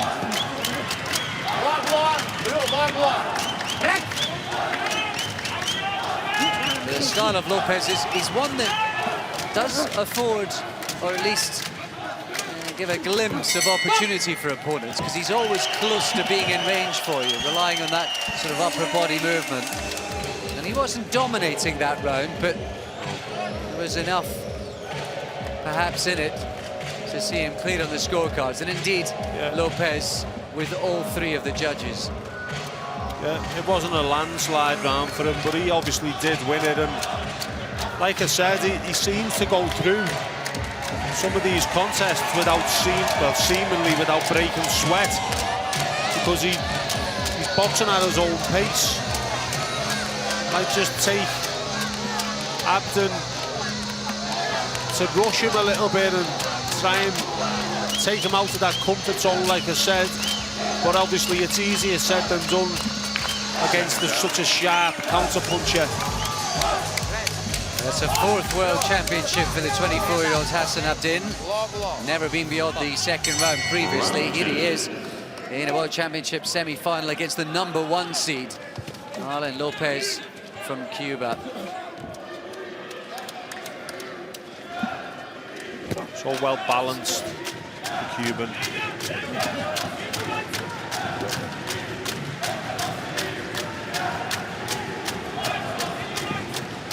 But I would like to see him just change the tempo every now and then. Go through the gears a little bit.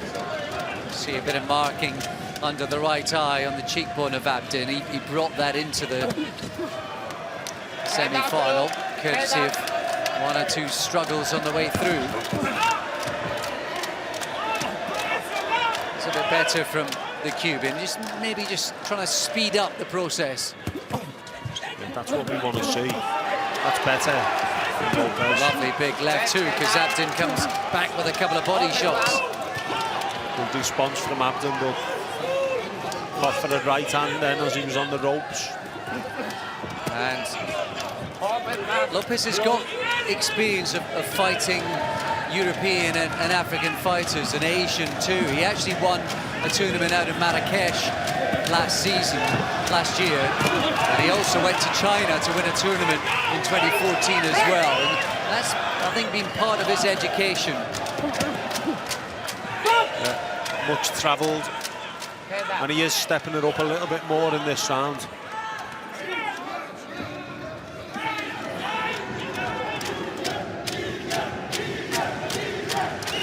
Again in the southpaw position, Lopez. Right hook from Lopez.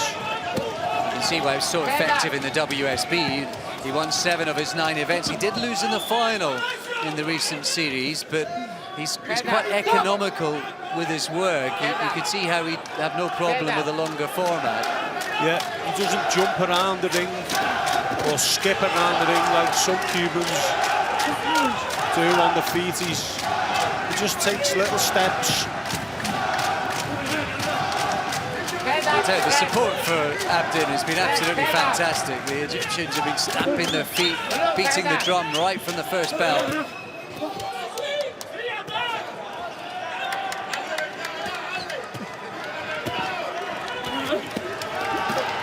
Abdin's giving it a go. I must admit, I thought there was a potential he could be outclassed in this one, but it's not been the case. Yeah. Thing is, with Abdin, he's likely to lose this one, but more importantly, he's got to stay on his feet so he can box in the box off to go to Rio. Absolutely right. Top 3 from this division go through to Rio next summer. Lopez, the #1 seed, one of those looking to bag himself a ticket, and he is in command in this event to get to the final and do just that.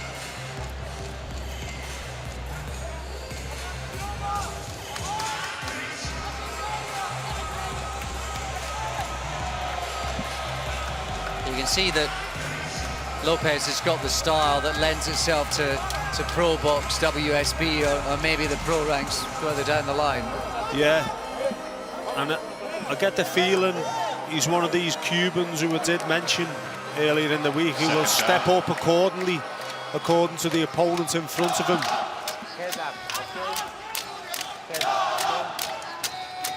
The third and final round. Here we go then, into the third and final round. Arlen Lopez, the Cuban in the red, up against the tough Egyptian Hossan Abdin.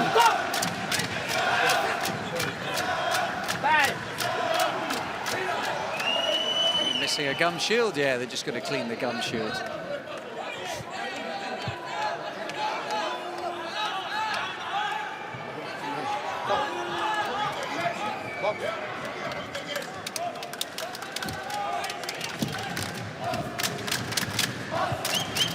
Abdin has actually boxed in Olympic Games. That was in Euro Games, Beijing, 2008. He was unlucky to bump into another Cuban, Carlos Bantua, in those championships. Needless to say, he didn't progress past that champion. Yeah, so that was at the weight below. So I think Billy Joe Saunders boxed that Cuban as well. So he's come up from 69 kilograms. Yeah, and while he wouldn't look as big at the weight as Lopez. No, he doesn't.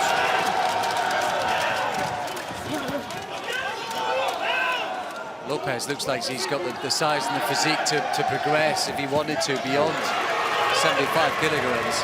Nice right hand from Lopez there. Nice body work. Look at him go at it in the middle of the ring. So relaxed and calm while he's doing it.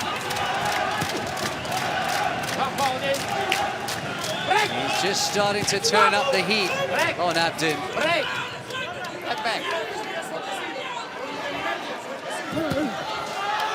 Lovely jab from Lopez.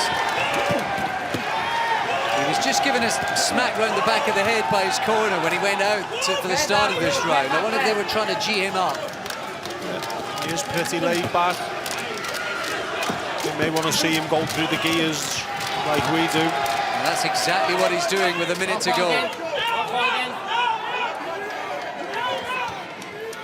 Amazingly, it took Lopez 4 attempts to win the middleweight title back in his native Cuba, but it's probably a fair reflection of the depth of talent that they have over there. Oh yeah, can you imagine the quality in the Cuban championships? It'd be almost as good as the quality at the world championships, I suppose. Absolutely. They probably wish they could have 2, 3 in every division. Yeah.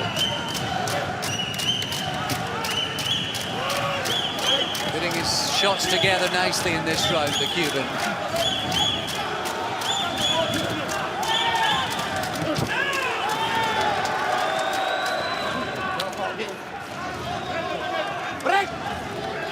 The first senior world championship for Arlen Lopez. He got to the quarterfinals of the youth events 5 years ago, and 6 years ago he won junior world championship. Is he about to progress and take a senior competition as well? Scrappy at the end, an excellent finish to the final round. And surely Arlen Lopez is on his way.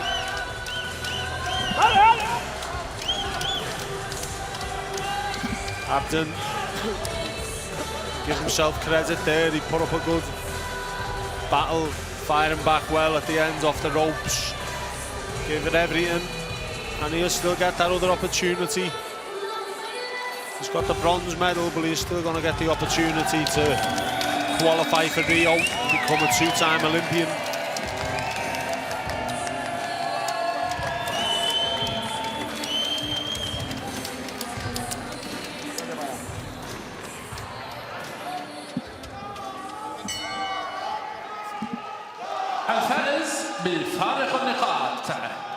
The winner on points from the red corner, representing Cuba,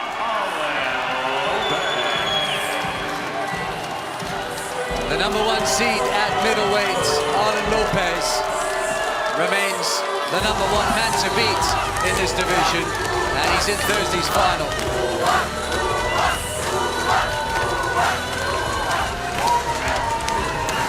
Well, it was a tough ask, perhaps an insurmountable mountain to climb for Abden. The #1 seed Lopez did what he had to do, and he got better as the bout progressed. And anyone who hadn't seen him earlier on in the competition, David, got a flavour late on of what he's all about. Yeah, I think his corner will have demanded a little bit more, just to make sure there was no doubt in the decision. Because like we said, he does like things at his own pace, and probably frustrates his trainers sometimes because he could go through the gears a little bit more. Coming up, Ireland's Michael O'Reilly against Bektemir Melikuziev, our second semi-final in what is one of the most appealing divisions at these World Championships, that of middle and 75 kilograms.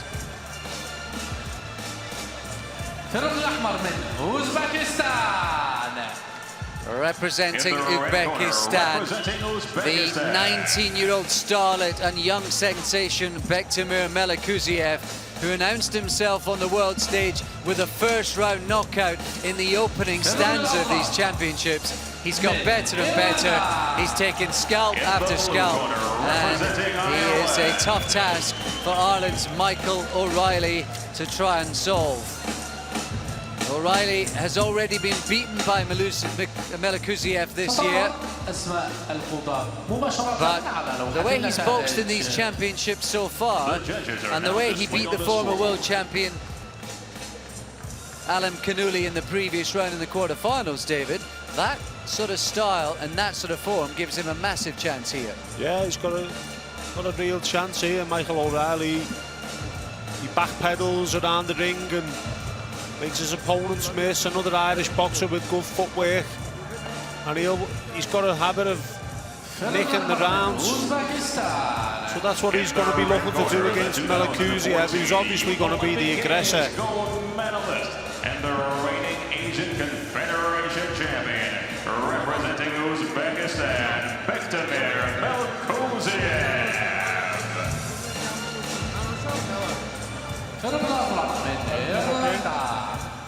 In the blue corner, this is an intriguing bout, it really is. Melikuziev has fast become one of the fans' favourites, one of our favourites. He's got a thunderous left hand, he's aggressive, he throws punches from all angles. But I really do think that Michael O'Reilly's style gives him a massive chance of upsetting the odds here. Yeah, he's definitely got a chance. I think O'Reilly could frustrate Melikuziev here. I'm intrigued to see how this one plays out. That's what he's good at. He's good at frustrating opponents and picking up the points as he goes along. Round one.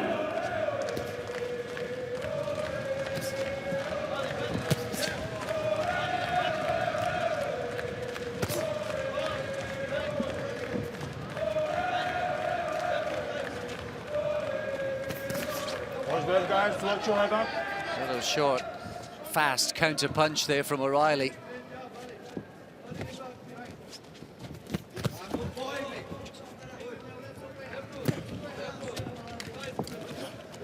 guys, watch your head. He is elusive, O'Reilly, isn't he, with his movement? He is, but Melakuziev's on his toes here. Come on, no He's not. I thought there'd be a greater difference in speed between them. He looks fired up. He carries the power. And we saw a good body punch just in the previous exchange from the Uzbek.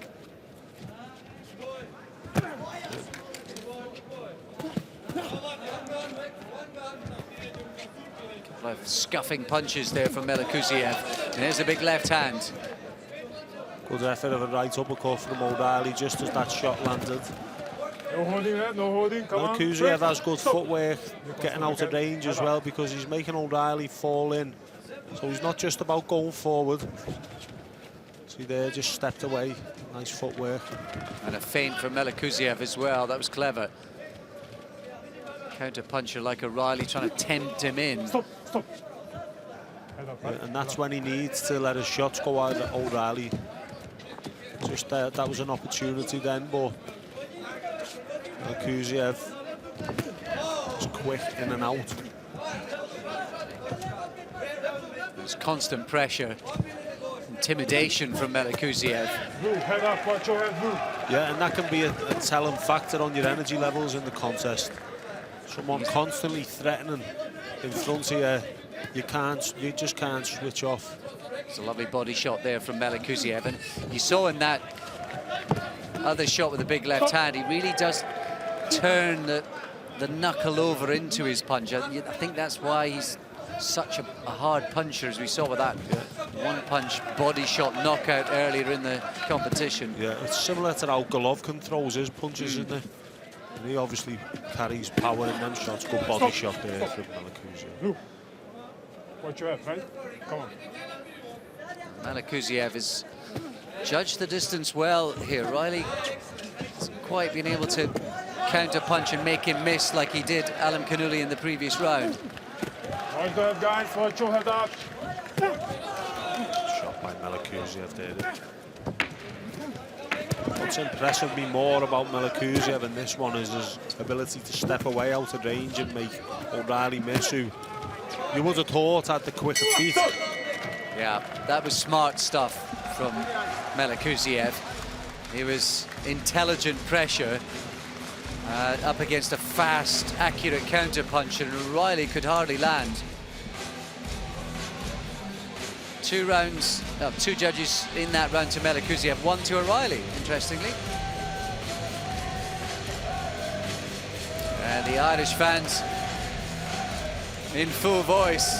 I think they're singing "You'll Never Beat the Irish," which has been perhaps the story of these championships. In fact, they've enjoyed so much success. Conlon's in the final, Ward still to come. O'Reilly still with a chance on the scorecards, although he's slightly behind. He's still in with the chance. Second down. He's going to have to start landing some more clean shots and getting in quicker with the feet when he's attacking, because he's lunging in a little bit and falling over his front foot and trying to land a southpaw jab when he's doing it, and it just isn't working. O'Reilly maybe trying to stand his ground, is he, at the start of this round? He silver behind and beaten in the final in Sofia earlier on this year behind Melakuziev, but otherwise it's been a great year for O'Reilly. Won in Baku, gone through 5 bouts to take that gold medal, so we know he's got the fitness, and of course a national champion earlier on this year as well. He's in a confident mood and a rich vein of form, but he's up against a bit of a young sensation at the moment. Yeah, he will be confident, and rightly so, if he's European champion. Head up, guys, head up. Melakuziev, who's won 14 of his 21 tournaments that he's taken place in. He's won 5 national titles as well, from schoolboy all the way up to national senior level, and he is exploding on the scene. He's carrying his power, and he's carrying and translating that ability up against the big men. Good right hand from O'Reilly then. Head up, Red, head up. Hopefully that could kickstart something for O'Reilly. Yeah, good right hand to the body, then a left hook. Yeah, and a left there as well. He's standing his ground a little more. Good little spell this for O'Reilly now. another right hand, that one on the gloves, but O'Reilly's enjoying much more success midway through the second round. And he just stunned Melikuziev with one of the earlier rights. Made Melikuziev just be a little bit more tentative than he was earlier in the round.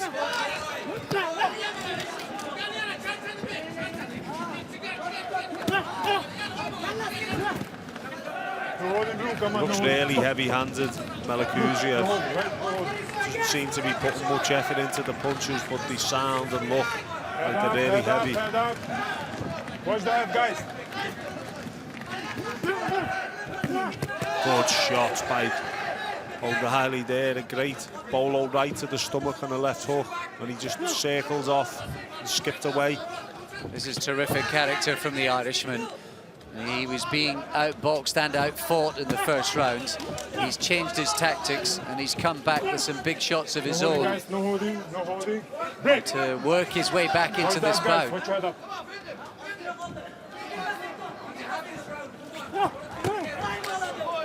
Moving away to his left, using that footwork, just backpedaling. He does so well. Stop. Head up. Come on. Body shot again. Yeah, another right hand to the body. That was a good round from O'Reilly. Melikuziev couldn't quite find his mark like he had done. It'll be interesting to see how the judges scored that one.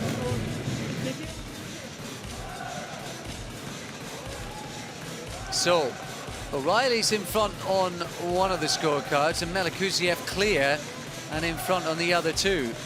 So, judges almost at either spectrum with this one.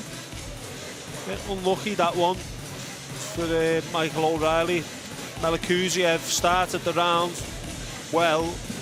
O'Reilly finished it the stronger from the last 2 minutes, really. I thought it was an O'Reilly round.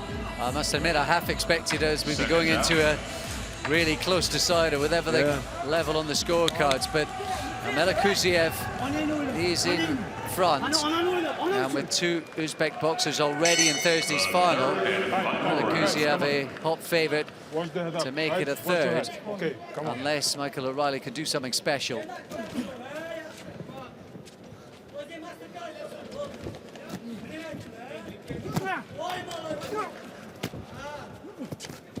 Stop.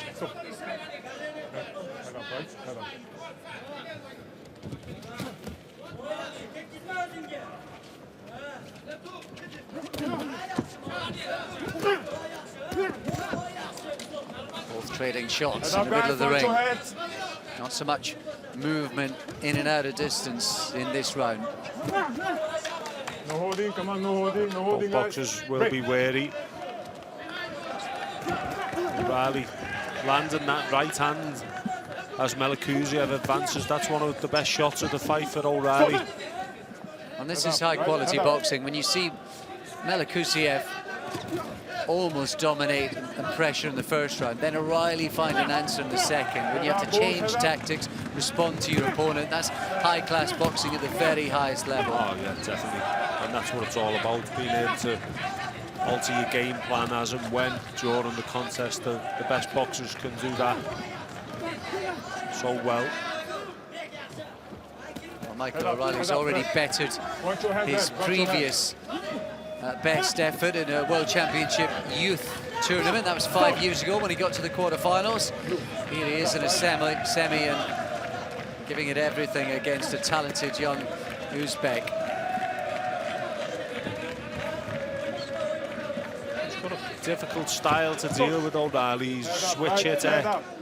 He moves around the ring really quickly, doesn't really stand in one spot, and he squares up sometimes as he's trying to switch from orthodox to southpaw, so be careful with that.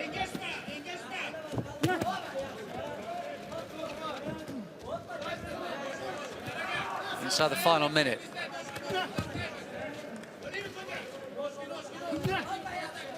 It's just been a better round for Melikuziev so far.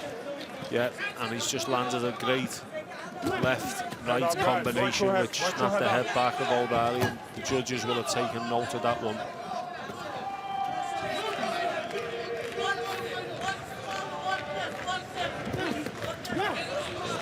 impressive from Melakuziev, because he may have felt that he struggled in the round before, and he's came out and put it right in round 3. Head up, guys, watch your head. Closing seconds then of this one. There's been some real quality, high skills from the pair of them at different stages of this bout. Neither one has been able to dominate the other and run away with it. It looks like Melakuziev has found the greater control when he needed it. And it may well be we have another Uzbek finalist from what is an outstanding group of boxers.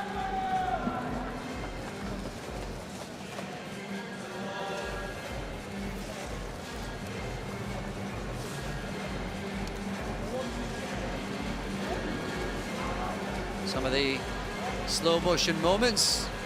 O'Reilly hard to pin down. It's one of the eye-catching punches coming in from Melakuziev.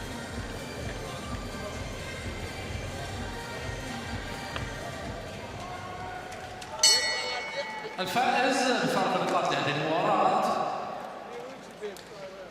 The winner on points from the red corner, representing Uzbekistan, The youngster from Uzbekistan, Melakuziev, into a World Championship final. His star continues in the ascendant, and this outstanding group of Uzbekistan boxers now have 3 from their group in Thursday's final.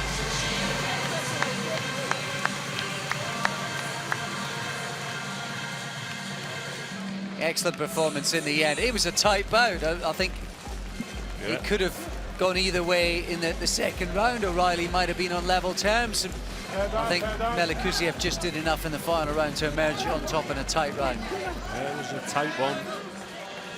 I like the way Melakuziev came out in the 3rd round, put it right. And in the end, look at that. 3 rounds for one judge for O'Reilly, and 3 rounds for Melakuziev for another, and then just 1 point in it. Yeah, really close. O'Reilly ready to go again. And these guys are ready to go as we move up in weight. The heavyweights coming up with our final 2 semi-finalists.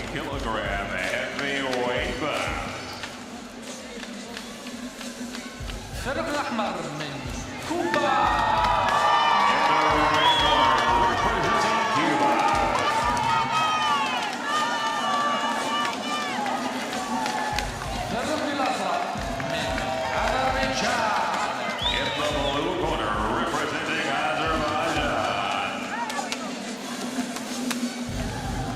Eroslandi Savon, then the giant Cuban from a famous fighting family with outstanding tradition, up against the Azeri Abdulkadir Abdullayev.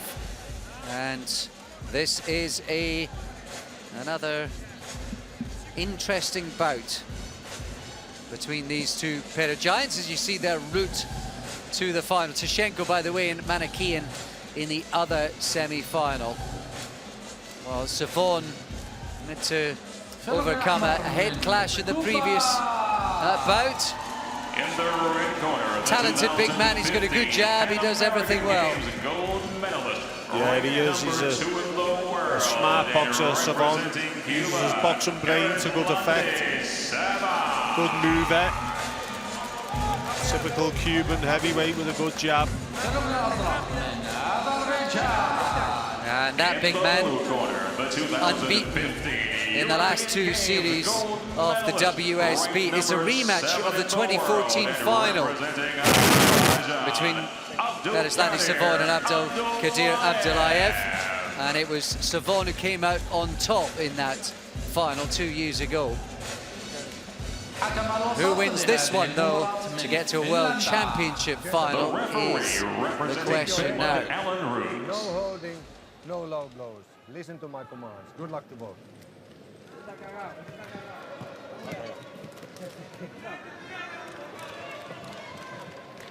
Well, for all his talent, his pedigree and his ability, Savon is not from 3 in World Championships so far. 3 times he's been to this event. 3 times he's never progressed beyond the quarter-final stage. He's into a semi for the first, and a gold medal beckons as he puts in a stiff, short jab as the first punch he lands of the bout.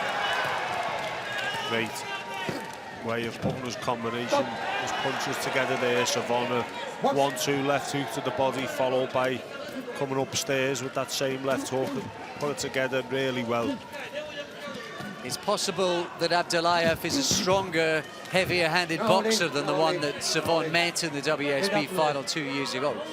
Last year, I should say, 2 seasons ago. And he's been on an excellent run, 6 consecutive victories as he wings in some of the leather, and 4 stoppages in this 6 WSB wins as well. His excellent recent record gives him a chance here. Stop holding, stop holding. The back, the back. It gives him a chance, but I do feel this type of opponent will bring the best out of Savon on the back foot. He's already landed some nice clean jabs as Abdullayev's been advancing in. Here's another. You can just see the swelling on the right cheekbone of Savon. That was courtesy of that head clash with his previous opponent, the number 4 seed, Tuluganov. That was a good win for Savon. Largely the seedings have worked out in the heavyweight division of these championships. Savon number 1, Abdullayev here in the semi number 4, 3rd seed Tishenko in the other semi-final. Just stepping from side to side, Savon being economical with his feet.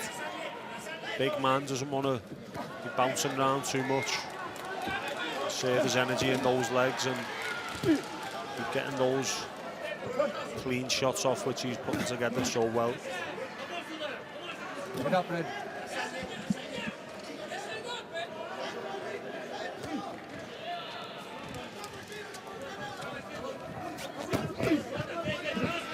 No holding, no holding.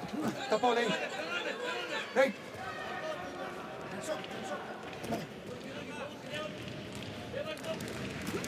Oh, lovely. Left hook followed by the right hand there from Savon. Okay. Abdullayev showing a good chin, taking those 2 shots. So, Keep your head up. so clean.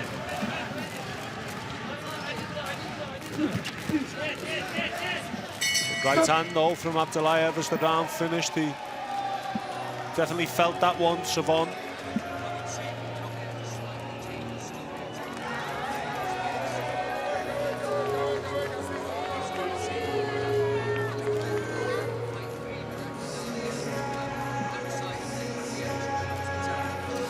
Savon clear then on all 3 of the judges' scorecards. I think his jab may be the key punch through that particular round. Yeah, strong jab going straight through the guards of Abdullayev. Yeah, exactly as you just see. Putting his shots together really well. That was the left hook which followed the one to the body, which we picked up on. Just needs to protect that right eye a little bit though. Another bout after this one if he continues in this manner.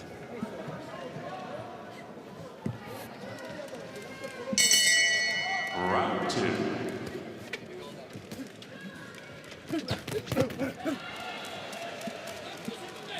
Here we go then, into the second round. Cuba's Eruslandi Savon with the advantage. Looking to land a meaty left hook there, up in range. Can Abdullayev apply some pressure? Yeah, Abdullayev will be encouraged by the right hand he landed at the end of the round. It definitely got Savon's attention right on the bell. He's going to go looking for that again. Remember that excellent Baku Fires team, Abdullayev. He did win gold in Baku earlier on this year. Actually beat Manikian, the other semi-finalist, in the final of that one. I like the way Savon just dips his legs. Just always going to throw the jab to the body, but brings it upstairs to the head, fooling Abdullayev into thinking he's going to go downstairs. left from Abdullayev there, good left hook. It's a good contest. Savon just stepping into Abdullayev as well to take away the threat. The big shot, good right hand by Savon there. Good punches being landed by both here, Alex. Yeah, it's a good contest, isn't it? And that's Abdullayev is making the fight and trying to drag Savon into one. No holding. Step back. Step back. Step back. Stop holding. Okay. Both landing clean shots. No holding. Savon doing the better work for me still, but the judges might like Abdullayev's come forward style. That's the second time. Oh, big right hand from Abdullayev. Good response with that body shot from Savon, wasn't it? It's the second time that Savon's looked for the big left hook when Abdullayev is coming in. And there he goes again with it. Good exchanges here. Two big men, anything can happen. Don't blink. Absolutely, when they're swinging away like that, sometimes just a case of who's landing first and what the defense is doing. This is good pressure from Abdullayev.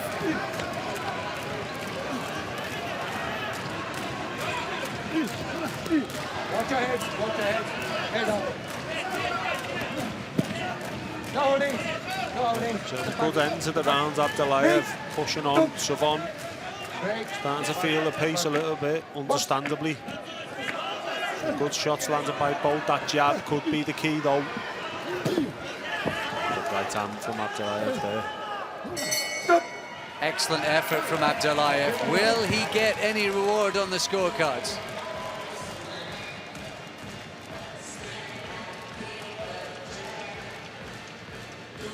He put a lot into that round, Abdullayev. Did he land enough leather? The judges say no. They like Savon again.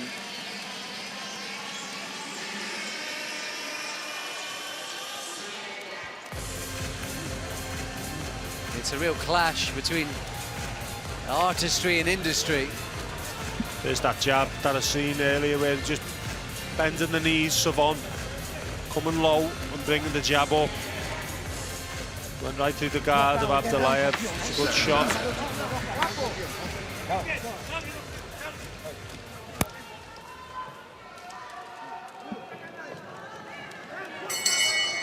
The third and final round. Here we go then, into the third and final round. Erislandy Savon on his way to a World Championship final for the first time in his career, unless Abdelkadir Abdullayev, who has scored 4 knockouts in his last 6 WSB encounters, can find a big punch again. Savon's jab is great to watch. So smooth, it's landing clean and it's frustrated. Abdullayev, as you can see, he's getting really frustrated, but what a jab that is by Savon. He's marking the face of Abdullayev up too, but he is having a go. He knows what's required. It's terrific to see him letting it all hang out like this.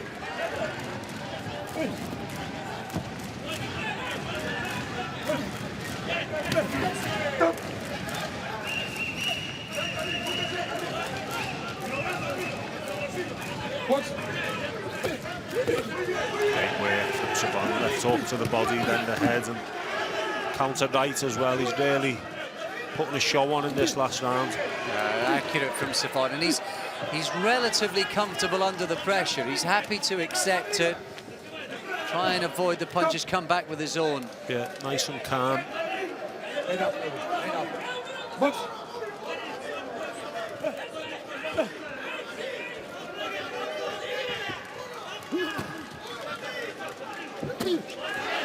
Lovely left hook.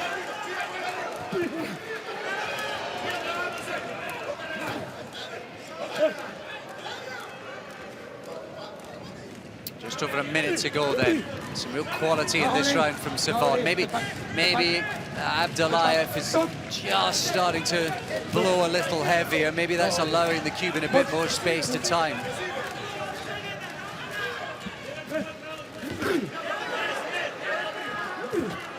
Jab again. You could watch that jab all day. It really is a great shot. Oh, nice work in the corner as well from Savon. If he's only got to the quarter-finals previously, he's definitely improved since. Look at the jab again. Oh, that was a thunderous shot. As Abdullayev landed with his own right hand. The referee has warned Savon a couple of times for holding.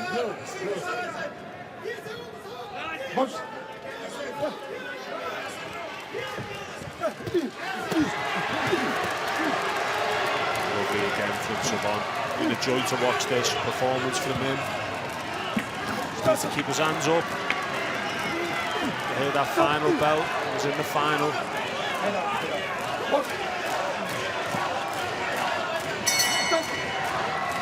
Quality boxing from Eruslandi Savon.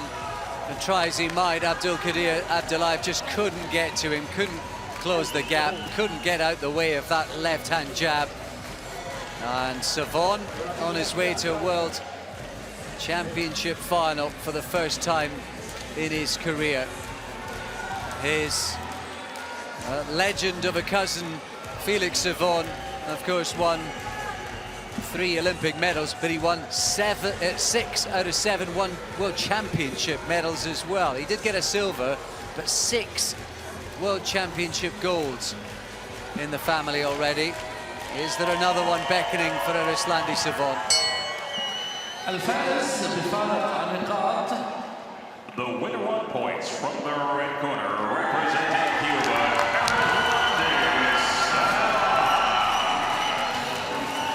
It's been a big night for Cuba. One of their boxers has lost out, Toledo, in a surprise to the net serve, but that's 3 Cubans. The latest of them, Eruslandi Savon, into a final. He'll be a tough man to beat. We've got Tishenko up against Manakouin coming up, David, but Savon's going to be a tough nut to crack. He is going to be. Different style coming up in the next bout from both boxers, both southpaws, but Abdullayev suited Savon down to the ground then, and that jab, his uncle would have been proud of that one, or his cousin, Felix Savon.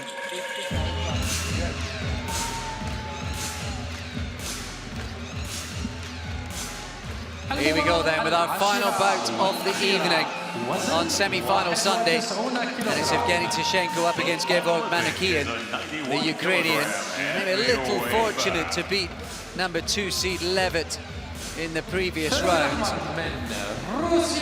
Otherwise we would have had all top 4 seeds into the last 4. As it is, Manukyan is the one who splits the symmetry. There's Tishenko, big, tall, rangy Russian. And here is the muscular, fast-punching Ukrainian Gevorg Manukyan, who's had a little slice of luck to get to the semi-final. Can he use it to his advantage?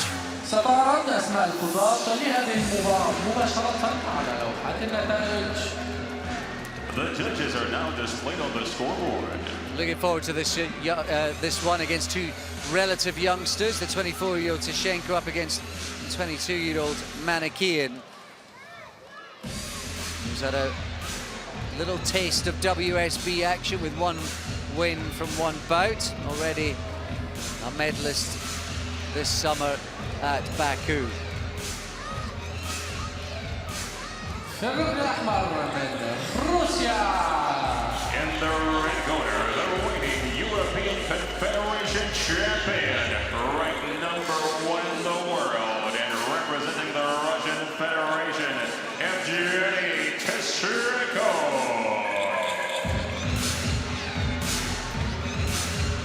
In the blue corner, the 2014 national champion and the 2015 European silver medalist, representing Ukraine, Gevorg Manukyan.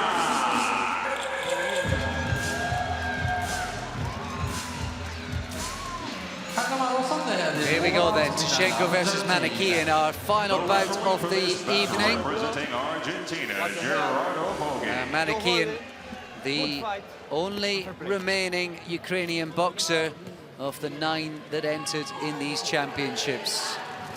Zamateyev went out earlier on this evening.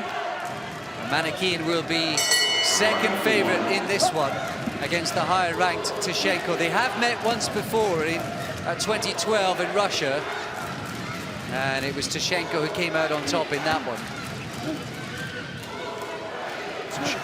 Tashenko really tall for the weight.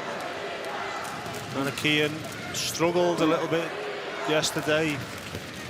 Been in a war in his previous bout, so the cumulative effect of all the contests may be taking hold, and it's going to be a little bit more of a boxing match, this one, because it's Tashenko's style. But for Manikian to press on and get the victory, he's going to have to, you know, he's going to have to come forward and make it a little bit of a dogfight. That was a good jab from him, wasn't it? That jolted back the head of Tashenko, and he is something of a power puncher, Manikian. Yeah, it looks that way when we've seen him. He sits on that back foot and lets the big left hand go really fast.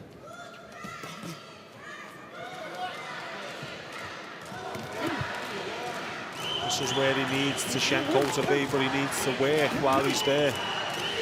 Even if Tashenko's covering up and taking the punches, at least he's throwing shots and hitting the body at least of Tashenko.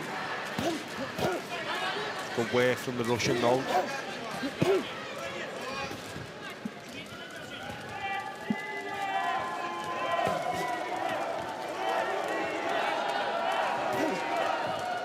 It's a good snappy jab from Tashenko. That jab could be the key to this fight. 2 southpaws. That right-handed jab from Tashenko, the long shot. Score some good points with that. There it is again. He's definitely got the advantages, the tools to potentially make this easier on himself, Tashenko.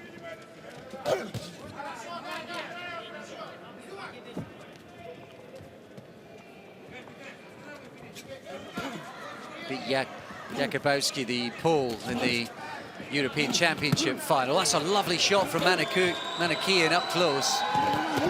Good short right hook, good response from Tashenko. Now the boxer is trying to feint to draw anything out of the opponent, or to just have a look to see how one might react to a certain punch. I'd like to see that a little bit more. Tashenko's is quite fast-fisted for a tall, big man with long arms. He is. Gets them off quickly. Doesn't look like the biggest puncher, but he does put them together quickly. There's a big left hand from Manikian. Yeah, finally Manikian let the left hand go. Yeah, that was a good first round. In a sense, Tashenko did more, but a couple of eye-catching punches late on from Manikian.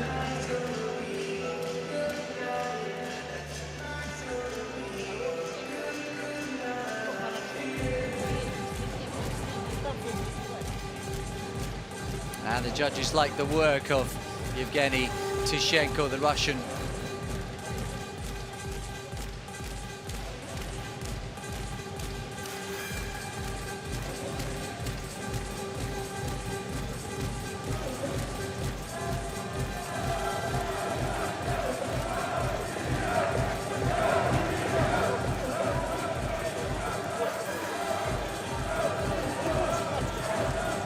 Seconds out.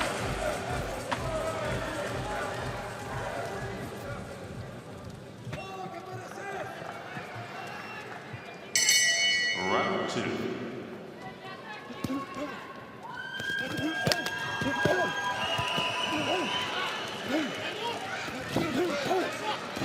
Both trying to go on the attack early on in this round, and it's making for some good exchanges.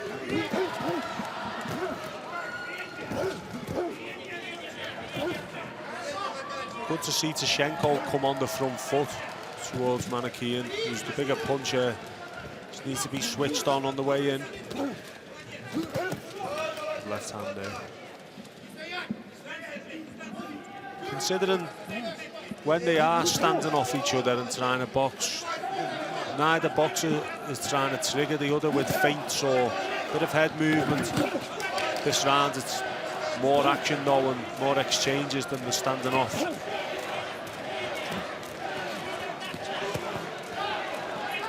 It's where Manakian needs to keep Tishenko on them ropes. Let his shots go.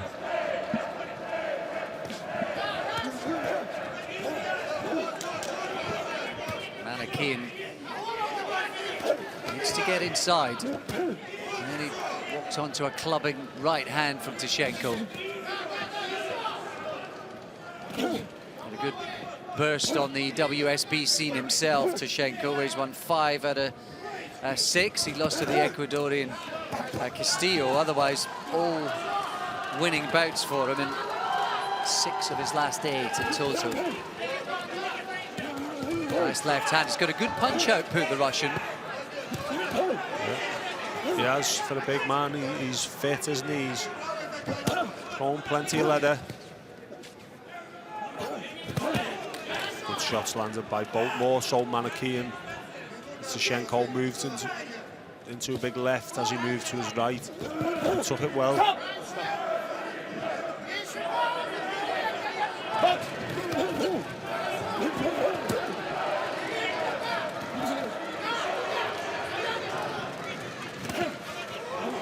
Nice long left hook from Tishenko.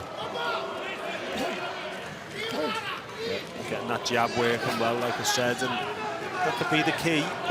Tall man using the jab. Nice uppercut as well there from Tishenko. Just a short little uppercut. Tried to lift up the head of Manakian and whip the right hook over, which just missed, but good idea. Inside the closing seconds of this middle round. Tishenko sweeping the boards in the first. And again with fast combinations. Big left hand though as they wing away at each other. There from Manakian. I think Tishenko's corner have told him in that round to get out and be the boss and put it on Manakian. And that's exactly what he done.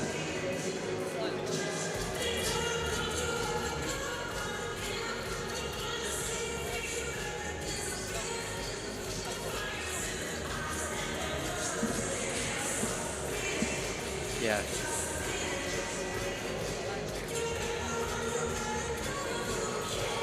Good straight jab from Manakian there.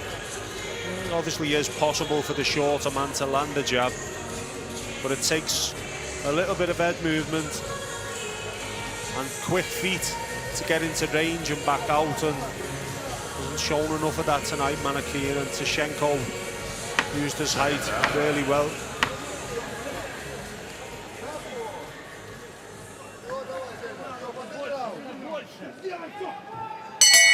Here we go then into the third and final rounds, the final 3 minutes of this semi-final Sunday. Evgeny Tishenko off Russian red against Ukraine's Gevorg Manakian. Manakian's had fleeting moments, eye-catching punches, just not enough of them.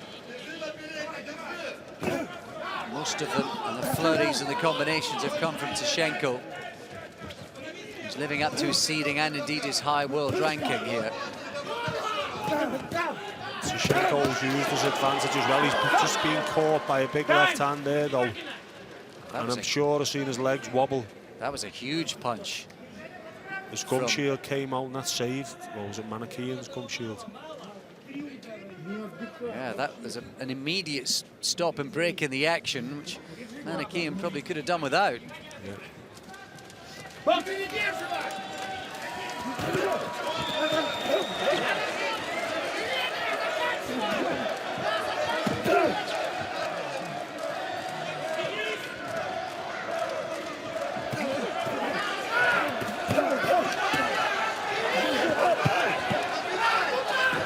Great action this from both boxers. Tishenko happy to push on top of Manakian and use his size and try and force him back with that tight guard. Manakian isn't going anywhere. Right hook from Tishenko. Watch out here. Shenko can actually throw some good short punches as well as long. Does that right hook well in the left uppercut. See? Yeah, for a big guy, he does a lot of things you wouldn't expect someone of his sort of size and stature to do. He's quite good close up. He throws flurries and combinations. His work rate's excellent too. Yeah, great work rate for a big man.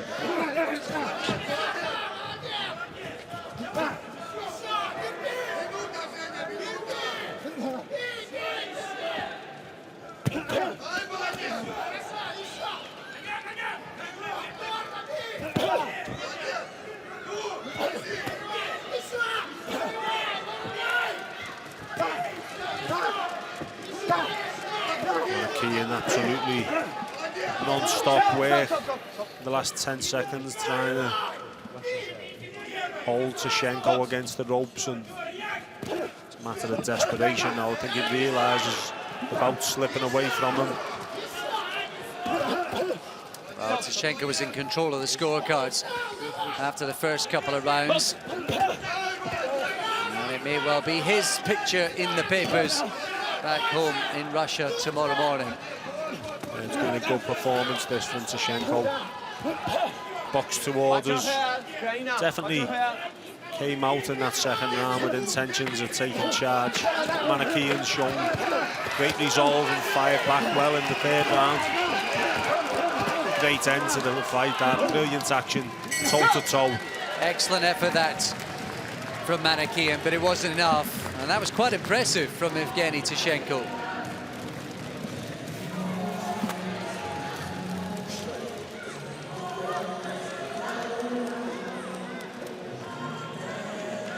Does Tishenko have the work rate, the skills, the tools to give Savon some problems? Oh yeah, definitely. That's a 50-50 fight for me. Styles make the fights, obviously, and throws plenty. He's taller than Savon, which Savon may not be used to because he's a big man for the heavyweight division. That is another one to look forward to on Thursday evening here in Doha. The winner of all points from the red corner, representing the Russian Federation, Evgeny Tishenko books a place in the final to meet Erislandi Savon, and that is one to look forward to on Thursday evening. Well, it's been quite a night for Eastern Europe. 3 Uzbekistan boxers in finals, 3 Russians in the final, 3 Cubans in the final.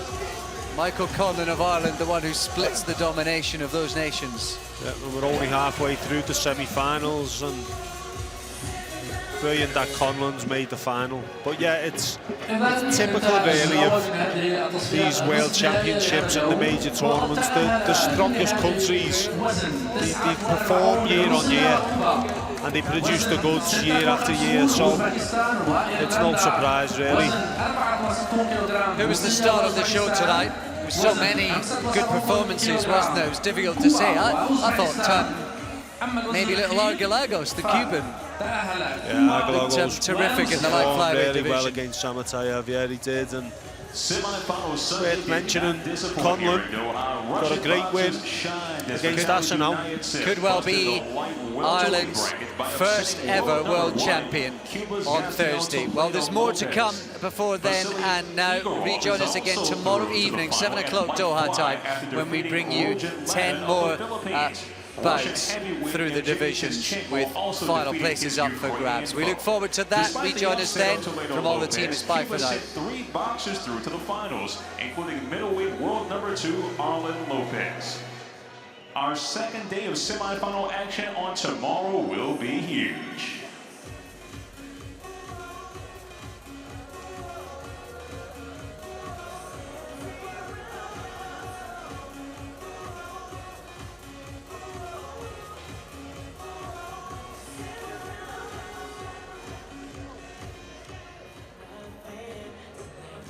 نود أن نشكركم لحضوركم اليوم على أمل أن نلقاكم في يوم غد ومع تصفيات أخرى. أما الآن فأترككم بأمان الله.